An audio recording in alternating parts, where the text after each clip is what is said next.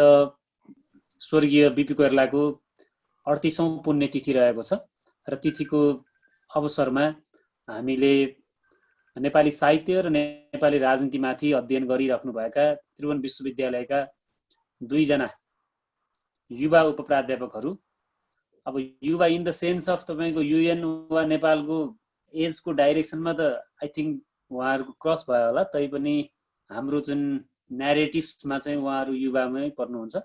हाम्रो युवा अध्येताहरू आदरणीय ज्ञाननिष्ठ गेवाली र आदरणीय महेन्द्र पन्थीले आज बोल्ने कार्यक्रम छ र म कार्यक्रमको प्रारम्भ बीपी कोइरालाको अदालतको बयान किताबको पेज नम्बर 70 मा उहाँको आलेखको शीर्षक चाहिँ राष्ट्रमाथि खतरा छ भन्नेको अन्तिम 2टा प्याराग्राफ छोटो छन्, त्यो पढेर म आजको कार्यक्रमलाई प्रारम्भ गर्नेछु। उहाँको अन्तिम प्याराग्राफमा उहाँले भन्नुहुन्छ, म नेपाल गएपछि राजासँग मेरो भेट हुन्छ वा हुँदैन त्यो थाहा छैन, तर राजासँग भेट भयो भने म यी सब कुरा अवगत गराउँछु। म राजालाई भन्छु सरकारले चाहेमा मलाई 100 पटक गोली चलाउन लगाएर मार्न सक्नुहुन्छ, तर परिस्थितिलाई बदल्न सक्नुहुन्न। मैले एकपटक स्वर्गीय महाराजलाई पनि भनेको थिएँ, म राजनीतिलाई दरबारको विषय होइन, जनता बीचको विषय बनाउन चाहन्छु। त्यसो हुनाले म कूटनीतिक स्तरमा राजासँग गर्न चाहन्न। म र राजा बीच यही फरक छ। मैले यहाँ जुन कुरा बोलेको छु त्यहाँ गएर पनि त्यही बोल्ने छु। अहिलेको विश्लेषण र कुरामा एक शब्द पनि फरक नपारी बोल्ने छु। त्यहाँ गएर स्पष्ट शब्दमा राजालाई भन्ने छु, राष्ट्रियतामाथि खतरा छ, प्रजातन्त्र नभए त्यो खतरा मेटिँदैन। जय नेपाल। र आफूमाथि गोली चलाउन सक्ने राजाको बारेमा राजामाथि के बोल्नु भएको छ भन्ने कुरा मैले यहाँ दर्शाउन खोजेँ। र आज राष्ट्रियता राष्ट्र खतरामा छ भनेर जुन कम्युनिस्ट सरकारले एउटा हौवा पिटिरहँदा बीपी कोइरालाले प्रष्ट राष्ट्रियतामाथि खतरा त छ, तर प्रजातन्त्र नभए त्यो खतरा मेटिँदैन भन्नुभएको छ। तर के आज हामी लकडाउनको बीचमा के जनताका अधिकारहरू सुरक्षित भएका छन्? के आजको दिनमा प्रजातन्त्र सुरक्षित छ? के हामीले मौलिक अधिकारहरूको प्रयोग गर्न पाएका छौँ वा हाम्रो लिबर्टी कायम भइराखेको छ या छैन भन्ने विषयमा व्यापक बहस हुनु पर्थ्यो, भएको छैन। मैले अलि पहिला पनि भनेको थिएँ, आज पनि रिपिट गर्न चाहन्छु। भारतीय विख्यात लेखिका अरुन्धती रोय र हार्वर्ड विश्वविद्यालयका प्राध्यापक ड्यानी रोड्रिकले उनीहरूको मत करिब करिब एउटै छ। उनीहरूले भनेका छन् कि यो महामारी पश्चात संसारभरि थप अटोक्र्याटहरू, पपुलिस्टहरू थप निरङ्कुश भएर आउनेछन् र उनीहरूलाई यो एउटा गिफ्टको स्वरूपमा आइराखेको छ भनेर भनेका थिए। त्यो मत चाहिँ तपाईले ताप्लेजुङबाट हिँडेर कैलाली पुगेका मान्छेहरूको पैतालाको कथा पढ्नुभयो भने करिब करिब निरङ्कुशहरूलाई फेरि सत्ताको बाटो मौलाएको र प्रजातन्त्र खतरामा परेको देखिन्छ। म यति कुरा म यहाँहरूलाई स्मरण गराउन चाहन्छु र मैले बीपी कोइरालालाई यिनै शब्दहरू मार्फत हार्दिक श्रद्धासुमन र उहाँप्रति गर्व व्यक्त गर्न चाहन्छु। आज हामीसँग बीपी कोइरालाको मूलतः 2वटा जीवन छन्। 2वटा जीवन भन्नाले उहाँको एउटा स्पेसियालिटी, जेनेरली हेर्दा चाहिँ बीपी कोइराला पोलिटिकल नै हो, तर त्यति मात्रै होइन। बीपी कोइरालाको एकातिर राजनैतिक आलोक छ भने अर्कोतिर बीपी कोइरालाको चाहिँ साहित्यिक आलोक छ र बीपी कोइरालाको साहित्यिक आलोकमाथि बोलिदिनको लागि आज हामीसँग आदरणीय उपप्राध्यापक ज्ञाननिष्ठ गेवाली हुनुहुन्छ। ज्ञाननिष्ठ गेवाली सरको औपचारिक शिक्षा उहाँले चाहिँ त्रिभुवन विश्वविद्यालयबाट क श्रेणीमा एमफिल नेपाली विषयमा एमफिल गर्नुभएको छ। उहाँ त्रिभुवन विश्वविद्यालयका धेरै कलेजहरूमा बीपी कोइरालामाथि बोल्नुहुन्छ, लेख्नुहुन्छ, शोध गर्नुहुन्छ, अध्ययन गर्नुहुन्छ, अनुसन्धान गर्नुहुन्छ। त्यसैकारण म आदरणीय ज्ञाननिष्ठ गेवालीलाई हामीले साहित्यको आलोकमाथि बोल्नको लागि अनुरोध गरेका थियौँ र उहाँले हामीलाई जुन समय दिनुभएको छ म धन्यवाद र स्वागत गर्न चाहन्छु। त्यसैगरी आदरणीय महेन्द्र पन्थी हुनुहुन्छ। महेन्द्र पन्थी खास गरी विद्यार्थी राजनीतिको एउटा आलोकबाट खारिँदै आएर त्रिभुवन विश्वविद्यालयको उपप्राध्यापक हुनुहुन्छ। उहाँको पनि विषय त नेपाली हो, तर नेपाली हुँदाहुँदै पनि उहाँको बीपी कोइरालाको राजनीतिक जीवन र उहाँको पोलिटिकल कन्साइजमाथि उहाँको विशेष दखल छ। त्यसकारणले त्रिभुवन विश्वविद्यालयको प्राध्यापक, अहिले त्रिभुवन बहुमुखी क्याम्पस पाल्पामा अध्यापनरत हुनुहुन्छ। राजनीति र साहित्यमाथि उहाँको पनि उत्तिकै कलम चल्छ। पछिल्लो समयमा उहाँका कविताहरू 101 सामाजिक सञ्जालमा हिट भएका छन्। त्यसैकारणले म आजका दुवैजना साहित्यकारहरू, आख्यानकारहरू, कविहरू हुनुहुन्छ दुवैजनालाई म हार्दिक स्वागत गर्न चाहन्छु। सर्वप्रथम बीपी कोइरालाको साहित्यिक आलोकमाथि 20 मिनेटमा नबढाइकन आफ्ना दृष्टिकोणहरू राखिदिनु हुन आदरणीय उपप्राध्यापक ज्ञाननिष्ठ गेवालीजीलाई अनुरोध गर्न चाहन्छु। उहाँले मलाई 20 मिनेट समय दिनुभएको छ। वास्तवमा यो कार्यक्रम यसरी आयोजना गरेर मलाई चाहिँ विश्वेश्वर प्रसाद कोइरालाको साहित्यिक व्यक्तित्वमाथि बोल्ने अवसर दिनुभएकोमा आयोजक मित्रहरू र यो कार्यक्रम सञ्चालन गरिरहनुभएका अमृतजीलाई विशेष धन्यवाद दिन्छु। र जतिसुकै धन सम्पत्ति इत्यादि कमाए पनि जोडे पनि र त्यो वास्तवमा 13 दिनपछि नामसारी पक्कै पनि हुन्छ। त्यसो भएको हुनाले हामीले विश्वेश्वर प्रसाद कोइरालाबाट लिने प्रेरणा भनेको त्यो पनि हो। विश्वेश्वर प्रसाद कोइरालाले चाहेको भएदेखि अकुत सम्पत्ति जम्मा गर्न सक्थे, कमाउन सक्थे। महेन्द्रले चाहिँ राजा महेन्द्रले गाडी राम्रो कार दिन्छु भनेका थिए, उनले सर्वस्व दिन्थे महेन्द्रले। तर बिपी कोइराला कहिल्यै पनि त्यस्तो भौतिक सुख सुविधा र सम्पन्नताको पछि लागेनन्। अहिलेका नेताहरूले, अहिले हामी काङ्ग्रेस हौँ भनेर चाहिँ हिँड्नेहरूले र सबैले चाहिँ बिपीको चाहिँ जेल जर्नल आत्मवृत्तान्त पढेर हामीले धेरै प्रेरणा पाउन सकिन्छ। त्यो भएको हुनाले विश्वेश्वर प्रसाद कोइरालाको कुराहरू पढेर हामीले चाहिँ चर्चा परिचर्चा गरेर लेखेर मात्रै हुँदैन। उनले देखाएको बाटो, उनले भनेका कुराहरूलाई हामीले व्यवहारमा उतार्न कति सक्छौँ, त्यो व्यवहारमा उतार्न सक्नु नै उनीप्रतिको सच्चा श्रद्धाञ्जली हुनेछ भन्ने मलाई लाग्दछ। र अब उनको साहित्यिक व्यक्तित्वको बारेमा चर्चा गर्दा 1992 सालमा शारदा पत्रिकामा चन्द्रबदन कथा प्रकाशित भइसकेपछि विश्वेश्वर प्रसाद कोइराला कथाको, खास गरेर चाहिँ गुरुप्रसाद मैनालीले सुरु गरेको आधुनिक नेपाली कथाको धारमा मनोवैज्ञानिक यथार्थवादी धाराको सूत्रपात गर्ने, सुरुवात गर्ने र त्यसलाई विस्तार गर्ने, ज्येष्ठता र श्रेष्ठता प्राप्त गर्ने विशिष्ट कथाकारको रूपमा नेपाली साहित्यमा देखा परेका हुन्। उनको 1995 मा कथा कुसुममा बिहा, शत्रु र सिपाही भन्ने 3टा कथाहरू सङ्कलित छन्। यो सूर्यविक्रम गेवालीले सम्पादन गरेको कथा कुसुम कृति हो।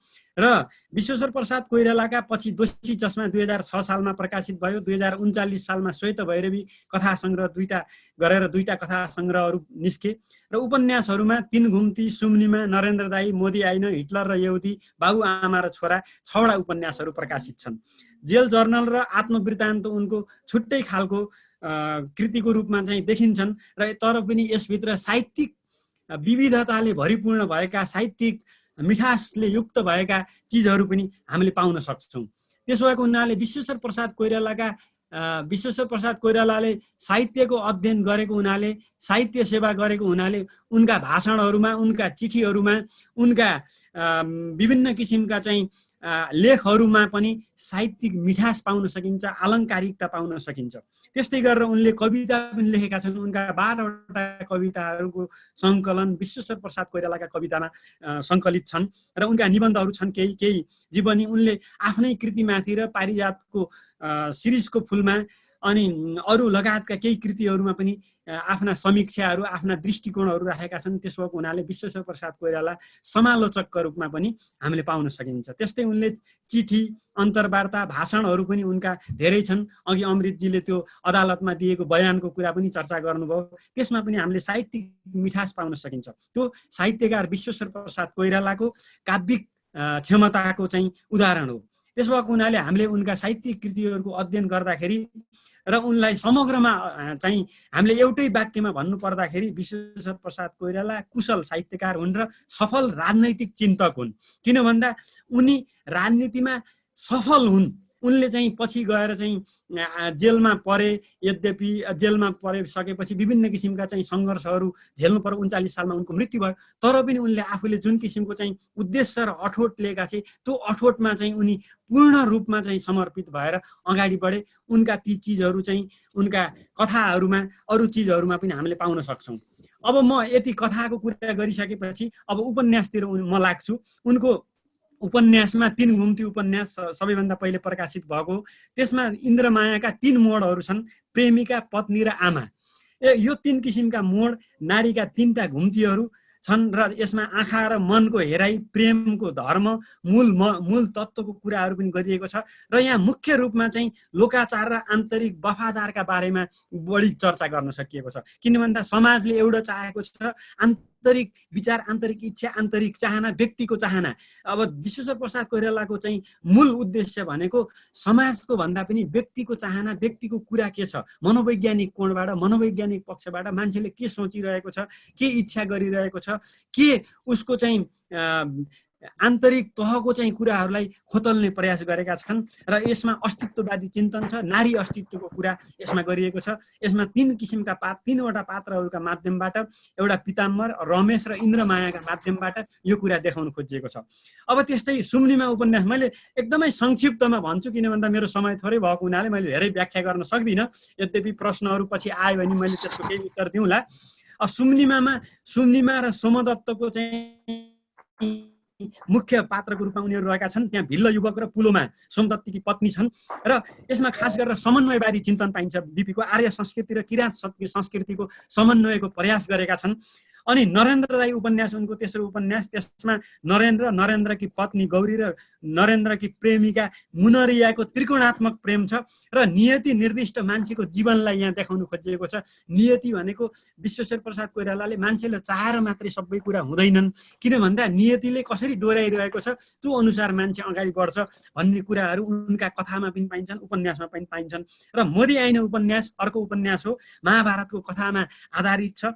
यहाँ चाहिँ मोदी आइन स्त्री पात्रले म पात्रलाई चाहिँ महाभारतको कथा सुनाउँछिन्। उनी चाहिँ एक किसिमले मरिसकेको महाभारतकालीन एउटा पात्र हुन्, विधवा। र त्यहाँ चाहिँ के गरिएको छ भन्दाखेरि मानवतावादी चिन्तनका दृष्टिले यो उनको मोदी आइन उपन्यास असाध्यै बेजोड उपन्यास हो। महाभारतमा विभिन्न किसिमका व्यक्तिहरू लडाइँ गरे, युद्ध गरे, पुरुषहरू यति मरे कि पुरुषहरू कोही पनि बाँकी रहेनन्, महिलाहरू 7 जना महिला विधवा बाँकी रहे। तिनीहरूको हालत कस्तो भएको होला। मानवताको कोणबाट यो उपन्यास ज्यादै उत्कृष्ट उपन्यासको रूपमा चाहिँ छ। र यसमा चाहिँ मोदी आइनाले म पात्रलाई के भनेकी छन् भन्दाखेरि मान्छे ठुलो नहुनु, वीर पनि नहुनु, वीर भएर केही काम छैन, तर असल हुनु भन्ने एउटा चाहिँ सन्देश यहाँ दिएको पाइन्छ। र यसरी हेर्दाखेरि हामीले यो उपन्यास चाहिँ मानवतावादी चिन्तनका कोणबाट, मानवतावादी दृष्टिका कोणबाट हेर्दाखेरि उत्कृष्ट उपन्यासको रूपमा चाहिँ हामीले यसलाई लिन सकिन्छ। र विश्वेश्वर प्रसाद कोइरालाको अर्को हिटलर र यहुदी उपन्यास पनि निकै चर्चित उपन्यास हो। यसमा म पात्र छ, उसकी श्रीमती लक्ष्मी छ। म पात्र चाहिँ विदेशतिर जान्छ घुम्नको लागि र यति कुराहरू उसले ठाउँ ठाउँमा चाहिँ सम्झँदै गएको छ, कुरा गर्दै गएको छ, विभिन्न पात्रहरूसँग भेट्दै गएको छ। र यसमा मुख्य गरेर दार्शनिक चिन्तन छ। हिटलरको चाहिँ क्रूर हिटलरको चाहिँ कुराहरू पनि छन् र विश्वयुद्धको प्रसङ्ग पनि ल्याएका छन् र वसुदैव कुटुम्बकमको भावना यहाँ छ। र यसमा मानवतावादी चिन्तनको कुरा छ।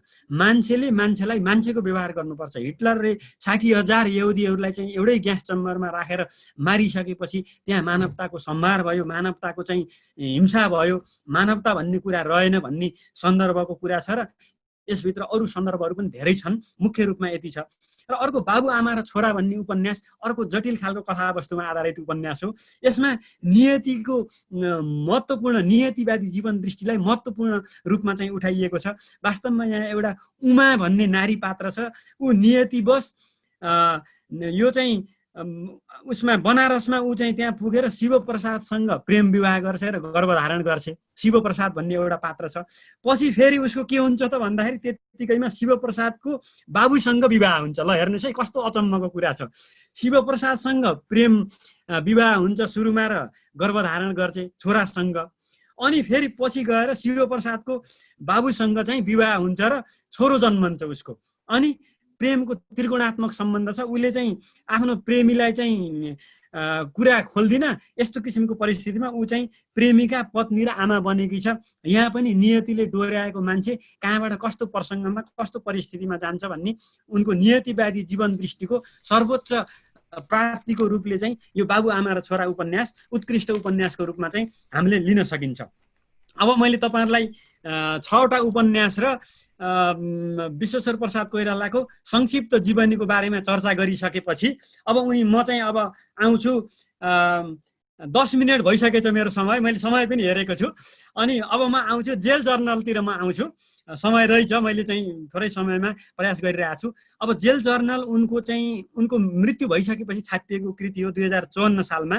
यसभित्र साहित्य, राजनीति, समाज, योग, मोक्ष, शान्ति, दर्शन, जीवन जगत, ईश्वर, आत्ममूल्याङ्कन पनि गरेका छन्। बिपीले आफ्ना कमजोरीहरू पनि स्पष्ट रूपमा राखेका छन्। हामीले चाहिँ हाम्रा कमजोरीहरू भन्न डराउँछौँ, अथवा चाहिँ अहिले चाहिँ नेताहरूले आफ्ना कमजोरी स्पष्ट रूपमा भन्न डराउँछन् नि, भन्दैनन्, तर उनले स्पष्ट रूपमा लेखेका छन्। अनि कविताबारे आफ्ना धारणाहरू त्यहाँ राखेका छन्, लगायत विविध सन्दर्भहरूको कुराहरू जेल जर्नलमा आएको छ।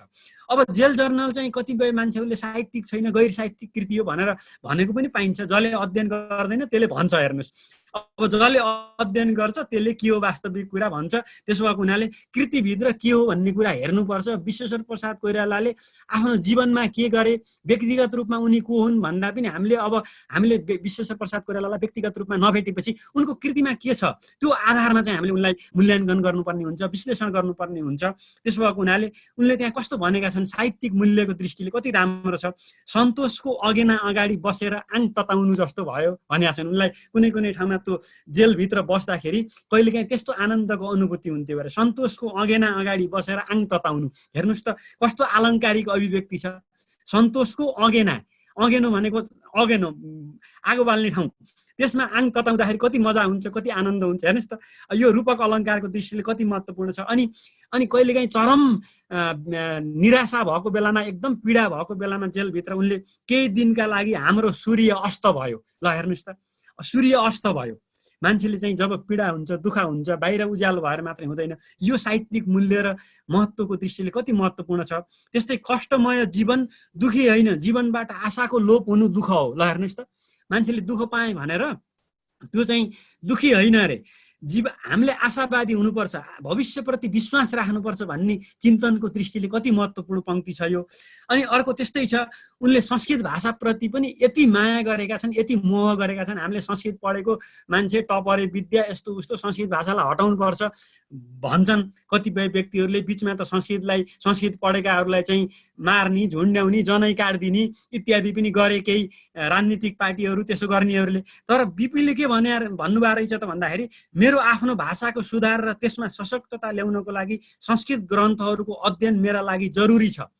पहिले मैले समयमै यसपट्टि ध्यान दिनु पर्थ्यो भनेर उहाँले आफ्नो कमजोरीको कुरा पनि मैले यता ध्यान नदिएको हुनाले मेरो लेखाइमा बढी हिन्दी शब्दहरू आए, म बढी चाहिँ इन्डियामा बसेँ इत्यादि कुराहरूको पनि प्रसङ्ग उहाँले राख्नु भएको छ। यो जेल जर्नलको पेज नम्बर 87मा र 126मा पनि उहाँले संस्कृत भाषालाई असाध्यै माया गर्नुभएको छ। अब अहिले संस्कृत भाषालाई टपरे विद्या भन्नेहरूले यो बिपीको चाहिँ यो चिज पनि पढ्न जरुरी मान्छु मैले। अनि त्यस्तै गरेर आत्मवृत्तान्तमा बिपीले चाहिँ यति सङ्घर्ष, यति दुःख पाएका कुराहरू छन्। उहाँ एकदम सम्पन्न परिवारको हो, तर उहाँको चाहिँ पिताजीको सर्वस्व हरण भइसकेपछि, निर्वासित जीवन बिताइसकेपछि उहाँले चाहिँ सुनका मुन्द्री, सानीमाले दिएको सुनका मुन्द्री बेचेर बनारसमा पढेको प्रसङ्ग, अनि विवाह भनेको अँध्यारोमा हाम फाल्नु हो भन्ने सन्दर्भहरू त्यहाँ छन्। अनि सूर्यविक्रम गेवालीबाट नेपाली भाषामा लेख्ने प्रेरणा पाएको कुराहरू छ। अहिले त मान्छेहरूले केही लेख्यो इत्यादि केही काम गर्यो भने के ठान्छन् भन्दाखेरि, मैले त सबै आफै जानेको, आफै गरेको, मलाई कोही पनि प्रेरणा भएन भन्छन्। तर विश्वेश्वर प्रसाद कोइरालाले कृतज्ञताको भाव दर्शाउने काम पनि उहाँले ठाउँ ठाउँमा गर्नुभएको छ। र गान्धीको अहिंसावादी चिन्तन, जयतु संस्कृतम आन्दोलनको प्रसङ्ग, नेपाली काङ्ग्रेसको स्थापना, नेपाली काङ्ग्रेसको नाम कसरी रह्यो भन्ने कुराको कुरा, अनि राजा त्रिभुवनको दूतावासमा शरण, अनि गृहमन्त्री र प्रधानमन्त्री बनिसकेका पछिको चाहिँ आफ्ना विविध सन्दर्भहरू, अनि महेन्द्र राजासँगका प्रसङ्गहरू, विदेश सम्बन्ध र भ्रमण, भूमि सम्बन्धी व्याख्या, राजा महेन्द्रले गरेको कु, अनि त्यसपछि 17 साल पुस 1 गते बिपी चाहिँ जेलमा गएको प्रसङ्ग, जेलमा कृष्ण प्रसाद भट्टराई र गणेशमान बारेका विविध सन्दर्भहरू, नेपालमा क्रान्तिका लागि इन्दिरा गान्धीले सहयोग गरेको, बिपीलाई सहयोग गरेका प्रसङ्गहरू, र परिशिष्टमा राष्ट्रिय मेलमिलापको नीति 2030 पुस 16 गतेको अपिल सहितका सन्दर्भहरू आत्मवृत्तान्तमा आएका छन्। र बिपी यस्तो व्यक्तित्व हुनुहुन्थ्यो कि राजनैतिक हिसाबले पनि, साहित्यिक हिसाबले पनि, जतिसुकै दुर्जन दुष्ट मान्छे भए पनि, जति कूटनैतिक हिसाबले चाहिँ बिपीको विरोध गरे पनि, बाहिरबाट चाहिँ भित्रबाट चाहिँ त्यो वास्तवमा शत्रु भए पनि बाहिरबाट उनीसँग त्यसरी केही भन्न सक्ने आँट र सामर्थ्य गर्थेनन्। त्यही सन्दर्भको फाइदा लिएर महेन्द्रले पनि के गरे त भन्दाखेरि बिपीलाई राम्रो बोले, मिठो बोले, बिपीको प्रशंसा गरे, बिपीलाई चाहिँ आफ्नो बनाए, नजिक लए, एकदम चाहिँ नजिकको बनाएर अनि बिपीलाई धोका दिएर जेलमा कोच्ने काम गरे। त्यो महेन्द्रको चाहिँ त्यो कुटनीतिक र त्यस्तो किसिमको चाहिँ विचारले गर्दाखेरि बिपीलाई त्यो स्थितिमा पुग्नु परेको थियो। बिपीका बारेमा यति कुरा गरिसकेपछि म अब फेरि चाहिँ अलिकति विश्वेश्वर प्रसाद कोइरालाको कथा प्रसङ्गमा अलिकति म जोडिन्छु। वास्तवमा विश्वेश्वर प्रसाद कोइरालाका कथाहरू नेपाली भाषामा लेखिएका कथाहरू 26 वटा छन् जम्मा जम्मी। उनले नेपाली भाषामा 26 वटा कथाहरू लेखे। वास्तवमा त्यहाँ कथाहरूमा पनि के पाइन्छ भन्दा मनोवैज्ञानिक दृष्टि र विश्वेश्वर प्रसाद कोइरालालाई कतिपय व्यक्तिहरूले चाहिँ यिनी प्रगतिशील होइनन् त्यति बेला त विरोध गर्ने चलन थियो। दुई किसिमबाट विरोध गरे। एउटा काङ्ग्रेस हो भनेर विरोध गरे, अर्को चाहिँ यो श्रमको बारेमा, दुःखको बारेमा, हातमा उठेका ठेलाको बारेमा मात्रै साहित्य लेख्नुपर्छ, त्यो बाहेक अरू कुरा लेख्नै हुन्न भन्ने किसिमको एउटा खेमा थियो त्यति बेला। अब विश्वेश्वर प्रसाद कोइरालाले त्यो मान्छेको मनोजगतको चाहिँ रचना गरेको हुनाले, लेखेको हुनाले उनलाई चाहिँ त्यो किसिमको चाहिँ आरोप लगाए। अब उनले आफ्नो आत्मवृत्तान्तमा भनेका पनि छन् र त्यो कुरा लेखिसकेपछि विश्वेश्वर प्रसाद कोइरालाले साहित्यमा प्रगतिशीलता भनेर चाहिँ एउटा निबन्ध नै लेख्नु भएको छ र त्यो 2011 सालको प्रगति पत्रिकामा छापिएको छ। पछि अरू पत्रिकाहरूले पनि साभार गरेका छन् र त्यो अहिले पनि सान्दर्भिक छ। एउटा चाहिँ कस्तो छ त, अहिले चाहिँ त्यति बेलादेखि नै, अझै पहिलादेखि नै एउटा धार, एउटा गुट, अर्को उपगुट, यस्तो के छ त भन्दाखेरि त्यो काङ्ग्रेसको हो भनेपछि त्यसलाई चाहिँ जसरी हुन्छ राम्रो, त्यसले के लेखेको छ त्यहाँभित्र के छ भन्ने कुरा नहेरिकन यत्तिकै चाहिँ उडाइदिने, त्यो कामै नलाग्ने छ। यो त चाहिँ यो प्रगतिशील पक्षबाट छैन, यो मार्क्सवादी चिन्तनबाट चाहिँ टाढा छ, यसले चाहिँ समाजको हित गर्दैन, यसले वर्गीय विभेदको कुरा गर्दैन भन्ने किसिमका चाहिँ आरोप र प्रत्यारोप पनि बिपीले खेप्नु भएको थियो। तर अहिले आइसकेपछि तिनै आरोप र प्रत्यारोप गर्नेहरूका चाहिँ स्कुलिङमा हुर्काएकाहरूले पनि बिपीलाई चाहिँ महान चिन्तक, महान साहित्यकारको रूप यिनी हुन् भनेर अहिले चाहिँ भनेको सुनिन्छ हामीले। यो पनि एउटा खुसीको कुरा हो, किन भन्दा विश्वेश्वर प्रसाद कोइरालाले त्यति दूरदर्शिता अपनाएर त्यस्तो किसिमको बनाएर चाहिँ उहाँले चाहिँ रचनाहरू गर्नुभएको छ। यसरी हेर्दाखेरि उनका चाहिँ उहाँका चाहिँ मनोवैज्ञानिक कोणबाट मात्रै नभएर समाजशास्त्रीय कोणबाट पनि केही कथाहरू ज्यादै उत्कृष्ट छन्। जस्तो दोषी चस्मा कथा हामीले हेरियो भने त्यस्तो छ। एकरात कथा हेरियो भने पनि एकरात कथामा त्यहाँको युवक त मृत्युदण्डको घोषणा गरिसकेपछि, फैसला सुनाइसकेपछि उसले म मर्न तयार छु, देश र जनताको लागि मैले चाहिँ बम फ्याँक्न पनि तयार छु, मर्न पनि तयार छु। म मेरो घरमा चाहिँ रहेकी दुई जीवको अवस्थामा रहेकी पत्नी राधा, त्यहाँ पछि राधाले छोरो पाउँछ, बिचरा उसले भेट्न पाउँदैन, घुतुमुने छोरो भनेको छ। कस्तो चाहिँ माया लाग्दो छ त्यो कथा पढिसकेपछि। किशोर युवक प्रतिको चाहिँ जुन किसिमको हाम्रो धारणा हो, त्यो किसिमको धारणा हाम्रोमा कसरी आउँछ। बिपीको सिद्धान्त भनेको, बिपीको दृढ निश्चय भनेको पनि त्यही हो। अर्को रिक्सा तान्ने कथामा पनि समाजको कस्तो मार्मिक वर्णन गरेका छन्। त्यहाँ रिक्सा तान्नेलाई कुकुरले बरु सहयोग गर्छ, कुकुर साथी हुन्छ, तर मान्छे, धनी मान्छे सहयोगी हुँदैन। सम्भ्रान्त परिवारको महाराज, काठमाडौँको महाराजगञ्जमा चाहिँ ठुलो भवनमा बसेको मान्छे साथी बन्दैन, बरु सामान्य एउटा चाहिँ काले कुकुर साथी बन्छ। रिक्सा तान्ने व्यक्तिको त्यो किसिमको मार्मिक वर्णन त्यहाँ गरिएको छ। त्यस्तै गरेर मैले एकरात कथाको भनिहालेँ। अब दोषी चस्मा कथामा पनि त्यति बेलाको समाज, त्यति बेलाको चाहिँ उच्च वर्ग, एउटा चाहिँ प्रभुत्वशाली वर्गले अधीनस्थ वर्ग र तल्लो स्तरको वर्गलाई दबाउने, चेप्ने, हेप्ने, शोषण गर्ने हिसाबले त्यो त्यहाँ कति महत्त्वपूर्ण कुराहरू उहाँले लेख्नु भएको छ। यी कुराहरू, यी कथाहरू हामीले हेऱ्यौँ भनेदेखि, पढ्यौँ भनेदेखि, त्यस्तै गरेर महाराजको सवारी भन्ने कथा छ। महाराजको सवारीमा त मलाई अझै पनि याद आउँछ, हामी चाहिँ रिडीमा पढ्दाखेरि त्यो राजा हेलिकप्टरमा आए भनेपछि पढाइ पनि छोडेर सबै चाहिँ त्यो चाहिँ चप्पल पनि चुनुन्जेलसम्म हामी बगरमा हेर्न जान्थ्यौँ। हाम्रो त मानसिकता त्यस्तो थियो भने अझै त्यो 7 सालभन्दा अगाडिको चाहिँ महाराजको सवारी कस्तो थियो होला। त्यो मोरङको जङ्गली क्षेत्रमा बस्ने भनेको छन्, त्यहाँ वर्णन गर्दाखेरि त्यस्तो छ। त्यहाँका व्यक्तिहरूले नखाइकन जेला पाउने त कुरा के हो, खाजा पनि नखाइकन उनीहरूले चाहिँ त्यहाँ बाटो खन्ने काम गरेका छन् महाराजको सवारीको निम्ति। उनीहरूलाई थाहा छैन महाराज भन्ने कस्तो हुन्छ, के हुन्छ। त्यस्तो किसिमको मनोवैज्ञानिक विश्लेषण र सामाजिक विश्लेषण विश्वेश्वर प्रसाद कोइरालाले त्यसमा गर्नुभएको छ। र कमान्डिङ कर्णेलले त्यहाँ बाटो बनाउँदाखेरि बचाइदिएको पैसा, यता 60,000 बचाइदिए बापत उसले कमान्डिङ कर्णेल पाउँछ, ठेकदारले चाहिँ अलिअलि पैसा पाउँछ। बिचरा त्यो तल्लो वर्गका जनताहरू त मरेको मरै, थिचिएको थिच्चै आर्थिक रूपले पनि, बौद्धिक रूपले पनि, मानसिक रूपले पनि हरेक दृश्यले उनीहरू थिच्चे त्यो किसिमको विश्लेषण, त्यो किसिमको चित्रण, त्यो किसिमको समाजको चाहिँ एउटा पर्दालाई चाहिँ अगाडि ल्याउने काम विश्वेश्वर प्रसाद कोइरालाले गर्नुभएको छ। तर कति मान्छेहरूले मनोवैज्ञानिक कोणबाट मात्रै, मानसिक कोणबाट मात्रै विश्वेश्वर प्रसाद कोइरालालाई हेर्न सकिन्छ, उनी मनोवैज्ञानिक कथाकार हुन् भनेर अब यो अध्ययन नगर्नेहरूले, बिपीलाई साँगुरो घेरामा राख्नेहरूले, बिपीको चाहिँ राजनीतिक पृष्ठभूमि र राजनैतिक उच्चतालाई देखेर चाहिँ भित्रैदेखि ईर्ष्या गर्नेहरूले अब के गर्ने त, काम गर्न नसक्नेले के गर्ने त भन्दा कुरा काटेर समय बिताउने हो। हेर्नुहोस्, त्यसो भएको हुनाले विश्वेश्वर प्रसाद कोइरालालाई अघि हाम्रो अमृतजीले पनि भन्नुभएको थियो विभिन्न किसिमका चाहिँ परिस्थिति झेल्दै आउनुभएको भनेर, हो त्यस्तो किसिमको हुन्छ।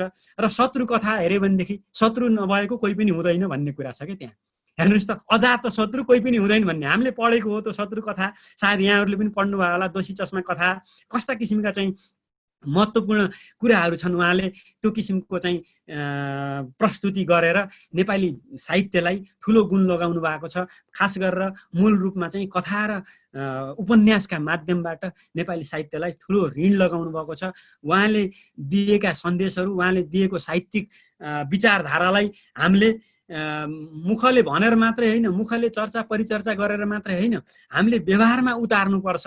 हामीले कति सकिन्छ चाहिँ नेपाली काङ्ग्रेसमा लागेका नेताहरूले, हामी चाहिँ अलिअलि चाहिँ बौद्धिक वर्गतिर लागेका मान्छेहरूले, समाजमा चाहिँ सुधारको शङ्खघोष गर्नुपर्छ भन्नेहरूले, अहिलेका नेताहरूले खालि चाहिँ व्यक्तिगत स्वार्थमा लागेका छन्। म प्रधानमन्त्री भनेका छन्, ऊ प्रधानमन्त्री बन्ने भनेका छ, लडाइँ गरेका छ, झगडा गरेका छ, अनि त्यहाँबाट चाहिँ भाषण गर्ने बेलामा हामी उदार छौँ, हामी जनताको निम्ति लडिरहेका छौँ, हामी यस्तो गरेका छौँ, त्यस्तो गरेका छौँ भन्ने, तर चाहिँ वास्तविक रूपमा चाहिँ नदेखिने हो। त्यो तहबाट चाहिँ विश्वेश्वर प्रसाद कोइरालालाई हामीले मूल्याङ्कन गर्दाखेरि जेलमा परेको बेलामा विश्वेश्वरलाई त पटक पटक उहाँलाई के चाहिन्छ, कस्तो सुविधा चाहिन्छ, के गर्नुपर्छ, उहाँले चाहिँ यो जेलबाट उहाँलाई निस्किने तयार हुनुहुन्छ भने, हामीसँग आउनुहुन्छ भने हामी जे पनि दिन तयार छौँ भन्ने हुँदाखेरि पनि विश्वेश्वर प्रसाद कोइरालाको त्यो दृढ निश्चय, म नै यसरी चाहिँ अर्को पार्टीमा लाएर अथवा उनीहरूले भनेको ठाउँमा गएँ भने मेरा कार्यकर्ताको चाहिँ बिचल्ली हुन्छ। हेर्नुहोस् त, त्यो सोचाइ, त्यो चिन्तन अहिलेका नेतामा कहाँ पाउनु हामीले। अहिले त उता माओवादीसित टाउको काट्ने भन्नेसित पनि मिलेका छन्, राजनीति गरेका छन्, अनि त्यसपछि भोलि अर्कासित मिलेका छन्, पर्सि अर्कोसित मिलेका छन्। त्यही भएर हामीले चाहिँ अब चाहिँ अबका काङ्ग्रेसका चाहिँ नेताहरूलाई बिपीको चिन्तन मानेनौ भन्ने होइन कि तिमीहरू चिन्तनको भाषणको मात्रै कुरा नगर, व्यवहारवादी बन भनेर भन्ने बेला आइसकेको छ। त्यही भएर हाम्रो काङ्ग्रेसको हार हुनुको पछाडि यी कारणहरू पनि छन्। हामीले बिपीका कुरा मात्रै गरेर हुन्न, हामीले व्यवहारमा पनि देखाउनुपर्छ, नेताहरूले व्यवहारमा देखाउनुपर्छ र त्यसको पछि लाग्नेहरूलाई एउटा सन्तोषको बाटो, आशाको बाटो पनि हामीले जगाउनुपर्छ भन्ने विचार राख्दै, अमृतजी मेरो तपाईँले दिएको 20 मिनट समयमा 2 मिनट बढी भएकोमा क्षमा माग्दै म अहिले चाहिँ मेरो विचार यहीँ राख्छु। समय पाएँ भने मैले अझै धेरै कुराहरू छन् यो बिपीको बारेमा, त जति बोले पनि मैले 18 वर्ष 20 वर्षदेखि बिपी पढाउँदै आएको, 1.5 घन्टाको कक्षा हुन्छ, त्यही पनि कक्षामा पुग्दैन। यति भन्दै मेरो विचार सुनिदिनु भएकोमा यहाँहरू सबैलाई नमस्कार गर्दै मैले अहिलेलाई बिदा हुन्छु। धन्यवाद, नमस्कार। थ्याङ्क यू सो मच, क्या बात, समय पनि र बेजोड प्रस्तुति, धेरै धेरै धन्यवाद। साहित्यिक रुझानको बारेमा हामीले सुनिसक्यौँ। अब हामीले पोलिटिकल डाइमेन्सनमा हामीले आदरणीय महेन्द्र पन्थीलाई सुन्छौँ र त्योभन्दा अघि बिचमा मैले सुरुमै उद्घोष गरेको नाम छ हरि स्पन्दनजीको। उहाँले बिपी कोइरालामाथिको एउटा गीत प्रस्तुत गर्ने भन्ने कार्यक्रम छ। म हरिजी तपाईँलाई स्वागत गर्छु र तपाईँको आफ्नो प्रस्तुति यहाँहरू सबैसँग राखिदिन अनुरोध गर्न चाहन्छु। रात्रिकालीन समयमा जुमबाट एकीकृत हुनुभएका सम्पूर्ण लोकतान्त्रिक मनहरूलाई रात्रिकालीन अभिवादन। आज 38औं बिपी स्मृति दिवसको अवसरमा बिपी प्रति सम्झेर मैले 2 शब्द कोरेको छु। छाती मधेसकै कोरेर चित्र, माटोको माया भरि मुटु भित्र, नेपाल आमाको संकल्प लाख, जन्मेको युगमा तिमी नै हौ एक, जन्मेको युगमा तिमी नै हौ एक। हे महामानव हे युग नायक हे राष्ट्र सपूत हे जननायक हे महामानव हे युग नायक हे राष्ट्र सपूत हे जननायक जन्जिरमा फसे कि नेपाल आमालाई जन्जिरमा फसे कि नेपाल आमालाई निरङ्कुशबाट मुक्ति दिलाई झुकेर आफू देशलाई उठाउने मरेर आफू राष्ट्र बचाउने मरेर आफू राष्ट्र बचाउने हे महामानव हे युग नायक हे क्रान्ति चेत हे जननायक बिपी तिमी महामानव बिपी तिमी युग नायक बिपी तिमीलाई कोटी नमन छ बिपी तिमीलाई कोटी सलाम छ बिपी तिमीलाई कोटी सलाम छ बिपी तिमीलाई कोटी सलाम छ।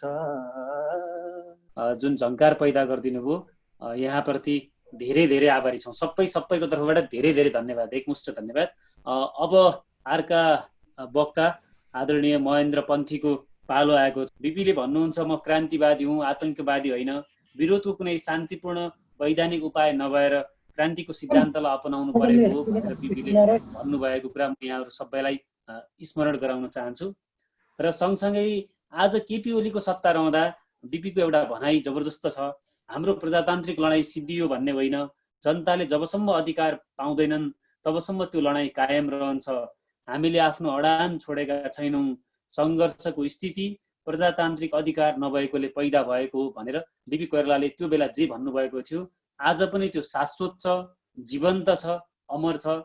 र म यहाँहरू सबैलाई बिपी मार्फतै आह्वान गर्न चाहन्छु, आज हामीले प्राप्त गरिरहेको डेमोक्रेसी त्यो रियल डेमोक्रेसी होइन, यहाँ फेक डेमोक्रेसी भइरहेको छ।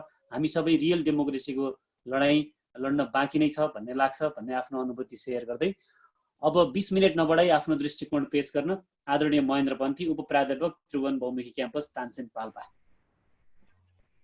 धन्यवाद सञ्चालक अमृतज्यू। सर्वप्रथम जननायक विश्वेश्वर प्रसाद कोइरालाप्रति हार्दिक श्रद्धा सम्मान अर्पण गर्दछु। अब बिपीको व्यक्तित्वको बारेमा अमृतजीले चाहिँ 20 मिनटको चाहिँ समय दिनुभयो, यो निकै गाह्रो। 20 मिनटभित्र उहाँको बहुआयामिक व्यक्तित्व छ, साहित्यको विचारका विभिन्न पाटाहरू छन्। अब बिपीको चाहिँ अब व्यक्तित्वका पाटाहरू, साहित्यिक व्यक्तित्वको बारेमा आदरणीय ज्ञाननिष्ठ गेमाली सरले चर्चा गर्नुभयो, थोरै राजनीतिक प्रसङ्गहरू पनि त्यहाँ जोडिएर आए। उहाँका विचारहरूसँग म पूर्ण चाहिँ सहमत छु। बिपीको अब राजनीतिक व्यक्तित्व हामीले हेर्नुपर्ने राष्ट्रियता, प्रजातन्त्र, अहिले चाहिँ हामी लोकतन्त्र प्रयोग गर्छौँ, मैले यसलाई म प्रजातन्त्र नै भन्छु। फेरि अब लोकतन्त्र जति जोडिएका भने फेरि बिपीको लोकनीति भन्नुपर्ने हुन्छ, यो शब्द मैले प्रयोग गरिनँ, प्रजातन्त्रमै भन्छु। समाजवाद र मेलमिलापका चाहिँ पाटाहरू बिपीका वैचारिक कायमभित्र छन्। अब हामीले राष्ट्रिय अन्तर्राष्ट्रिय जगतले चिनेका बिपी जो भारतीय स्वतन्त्रता सङ्ग्राममा लड्नुभयो, राणा विरुद्ध क्रान्तिको बिगुल फुक्नुभयो, नेपालको प्रथम जननिर्वाचित प्रधानमन्त्री बन्नुभयो, जसको लोकप्रिय सरकारलाई 17 महिनाको शैशव अवस्थामै अपदस्थ गरियो, अनि जसले जीवनमा 4 वर्ष भारतमा, नेपालमा 11 वर्ष गरी 15 वर्ष कठोर जेल जीवन र लामो निर्वासित जीवन बिताउनु पर्यो। तर जस्तो सुकै प्रतिकूल परिस्थितिमा पनि उहाँले कुनै पनि किसिमको भनौँ क्रान्तिलाई विचलन आउन दिनु भएन आफ्नो विचारमा चाहिँ सम्झौता गर्न दिनु भएन, त्यो व्यक्तित्वको नाम हो। साँच्चै भन्ने हो भने बासु शशीले भने जस्तै बिपीको व्यक्तित्व लियोनार्दो दा भिन्सीको मोनालिसाको चित्र जस्तै हो, जो जति हेर्यो उति राम्रो, हेर्दै जाँदा अझै राम्रो। त्यस्तो व्यक्तित्व उहाँका बहुआयामिक पाटाहरू छन्। साहित्य राजनीति मात्रै होइन, दार्शनिक चिन्तन छन्, अरू परराष्ट्र मामिलाका कुराहरू छन्। एक एक चाहिँ पाटाहरू हुन्छन्, जति व्याख्या गरे पनि त्यो नसिद्धिने व्यक्तित्व बिपी। उहाँको जन्म ज्ञानेश्वर सरले भन्नुभयो 1971 भाद्र 24 गते बनारसमा भएको थियो। उहाँको नारायणको नाम चुडामणी भए तापनि उहाँका चाहिँ ठुलोबा कालिदासले चाहिँ बनारस विश्वनाथ बाबाको धाम भएकोले विश्व चाहिँ राखिदिनु भयो। बिपीले आफ्नो जन्म र राजनीतिको सम्बन्ध त्यहीँनिर चाहिँ पछि चर्चा गर्नुभयो कि बिपीको जन्म शल्य चिकित्साबाट भएको थियो। अनि बिपीले त्यसलाई कसरी जोड्नु भयो भन्दा मेरो जन्म एउटा दिविदामा भएको थियो। जन्मने घडीमै मैले आफ्नो अड्डीपनको परिचय दिएँ। ममाथि त्यस दिन बल प्रयोग गरिएको हुनाले हो कि किन हो, म जीवनमा आजसम्म विद्रोही रहेँ भनेर चाहिँ बिपीले आफ्नो जन्मसँग चाहिँ आफ्नो विद्रोही जीवनको चित्रण गर्नुभएको छ। अब उहाँ क्रान्तिकारी व्यक्तित्व, एउटा वैचारिक चिन्तन, त्यो हुनुका पछाडि उहाँको चाहिँ पारिवारिक पृष्ठभूमि निकै महत्त्वपूर्ण छ। बिपी महान व्यक्तित्व हुनुहुन्थ्यो, तर त्यत्तिकै एउटा चाहिँ महान माता पिताका चाहिँ सन्तान पनि हुनुहुन्थ्यो बिपी। उहाँका पिता कृष्णप्रसाद कोइराला दुम्जाबाट विराटनगर सर्नु भएको थियो। विराटनगरका एक प्रख्यात समाजसेवी। ती समाज सुधारका पाटाहरू प्रशस्त छन्, त्यो थप प्रसङ्गमा चर्चा गरौँला। उहाँले एक दिन चाहिँ दसैँको चाहिँ समय थियो, पहाडबाट चाहिँ झरेका चाहिँ भरियालाई लुगा उहाँ चाहिँ मगाउनु भयो। भोटो, लङ्गौटी, टोपी, लिखा र जुम्राले भरिएको, र त्यो पार्सल गरेर तत्कालीन श्रीदेव महाराज चन्द्र शमशेरलाई चाहिँ पठाउनु भयो। अब कृष्णप्रसादले दसैँमा के उपहार पठायो होलान् भने त डुङडुङ त्यो गनाउनी छ, लिखा र जुम्राले चाहिँ भरिएको छ। पत्र चाहिँ सुधारको, शिक्षाको कुरा, सामाजिक चेतनाको कुरा लेखिएको छ। चन्द्र शमशेरलाई खपि नसक्नु भयो। र त्यही समयमा चाहिँ अब विश्वेश्वर प्रसाद कोइरालाका बाबु कृष्णप्रसाद कोइराला, उहाँको 45 जनाको चाहिँ परिवारलाई सर्वशरणसहित देश निकाला गरियो। बिपी कोइराला त्यस बेला चाहिँ 4 वर्षको हुनुहुन्थ्यो। त्यहाँ सङ्घर्षशील जीवनका कुराहरू आए। बिपीको आमा हुनुहुन्थ्यो नेपालमै पहिलो पटक गठन भएको चाहिँ महिला समिति, जसको चाहिँ सचिव चाहिँ हुनुहुन्थ्यो आमा। र बिपी चाहिँ अनसनमा बस्दा छोरालाई चाहिँ माफी मगाएर लैजानुहोस् भन्दा म मेरो पतिलाई जेलबाट मृत्यु लास लिएर गएँ भने म पनि मेरो छोराको चाहिँ दाह संस्कार गर्न जेल नै आउन सक्छु भनेर त्यो कठोर अडान लिन सक्ने त्यो एउटा चाहिँ आमा हुनुहुन्थ्यो। त्यत्तिकै चाहिँ बिपी त्यसै चाहिँ महान बन्नुभएको थिएन। उहाँलाई माता पिताको त्यो प्रेरणा थियो। अब बिपीको चाहिँ राजनीतिक जीवन कहाँबाट सुरु भयो? उहाँ चाहिँ 5 वर्षको उमेरमा जुन प्रवासी जीवन थियो, त्यहाँ चाहिँ म्युनिसिपल स्कुलमा हुनुहुन्थ्यो बनारसमा। 5 वर्ष बढाउनु भएको थियो, त्यसमा 7 वर्षको हुनुहुन्थ्यो। त्यहाँ चाहिँ भारत छोड आन्दोलनको क्रममा महात्मा गान्धी र नेहरू चाहिँ अङ्ग्रेजद्वारा सञ्चालित सरकारी स्कुल बहिष्कार गरौँ भनेर त्यहाँ चाहिँ आउनुहुन्छ, अनुरोध गर्नुहुन्छ। अनि विश्वेश्वर प्रसाद कोइरालाले मैले आज स्कुल छोडेँ भनेर हात उठाउनुहुन्छ। पहिलो विद्यार्थी हुनुहुन्छ त्यहाँ। यसरी हेर्दा 7 वर्षमै चाहिँ बिपीमा एउटा राजनीतिक चेतनाको बीजारोपण चाहिँ भएको देखिन्छ। त्यसपछि अब कक्षा 9मा पढ्दै हुनुहुन्थ्यो। 1930 को घटना हो। यहाँ मौलाना केस चाहिँ हुन्छ। सुरुमा आतङ्ककारी समूह भन्छ, त्यो सम्पर्कमा चाहिँ बिपी आएको कारण मौलाना केसमा चाहिँ बिपीलाई चाहिँ 3 महिना जेल राखियो। पछि चाहिँ नाबालक भएको कारण रिहाई गरिन्छ भने सन् 1932 मा हाई स्कुल पास गरेपछि बिपी सुरुमा कम्युनिस्ट विचारधाराबाट प्रेरित हुनुभयो। त्यसपछि उहाँले चाहिँ राजेश्वर राव, देवकान्त बरुवासँग मिलेर कम्युनिस्ट विद्यार्थी सङ्गठनको चाहिँ गठन गर्नुभयो। त्यसको सचिव समेत चाहिँ बन्नुभयो।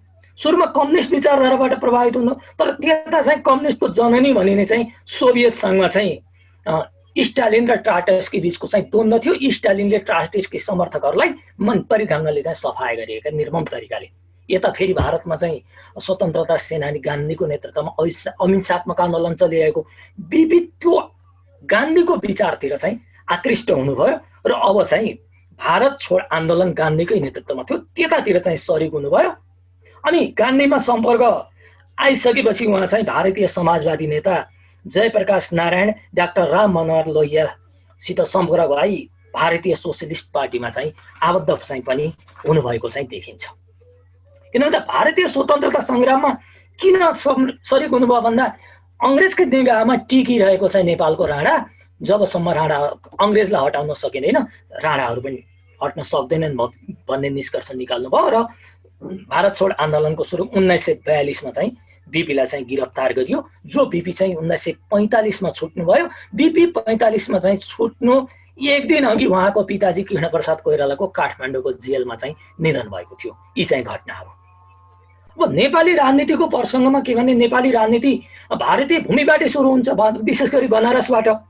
बनारसमा रहेका चेतनशील युवाहरूले चाहिँ 2003 सालमा कार्तिकमा अखिल भारतीय नेपाली चाहिँ राष्ट्रिय काङ्ग्रेस गठन गर्छन्। देशको चाहिँ देवी प्रसाद सापकोटाको अध्यक्षतामा चाहिँ समिति गठन हुन्छ। बीपी संयोजक हुनुहुन्थ्यो भने त्यही साल चाहिँ 3 साल माघमा चाहिँ कलकत्ताको खालसा कलेजमा वृहत सम्मेलनबाट चाहिँ नेपाली राष्ट्रिय काङ्ग्रेसको गठन भयो। टङ्कप्रसाद आचार्य त्यसको सभापति र बीपी चाहिँ त्यसको कार्यवाहक सभापति हुनुभयो।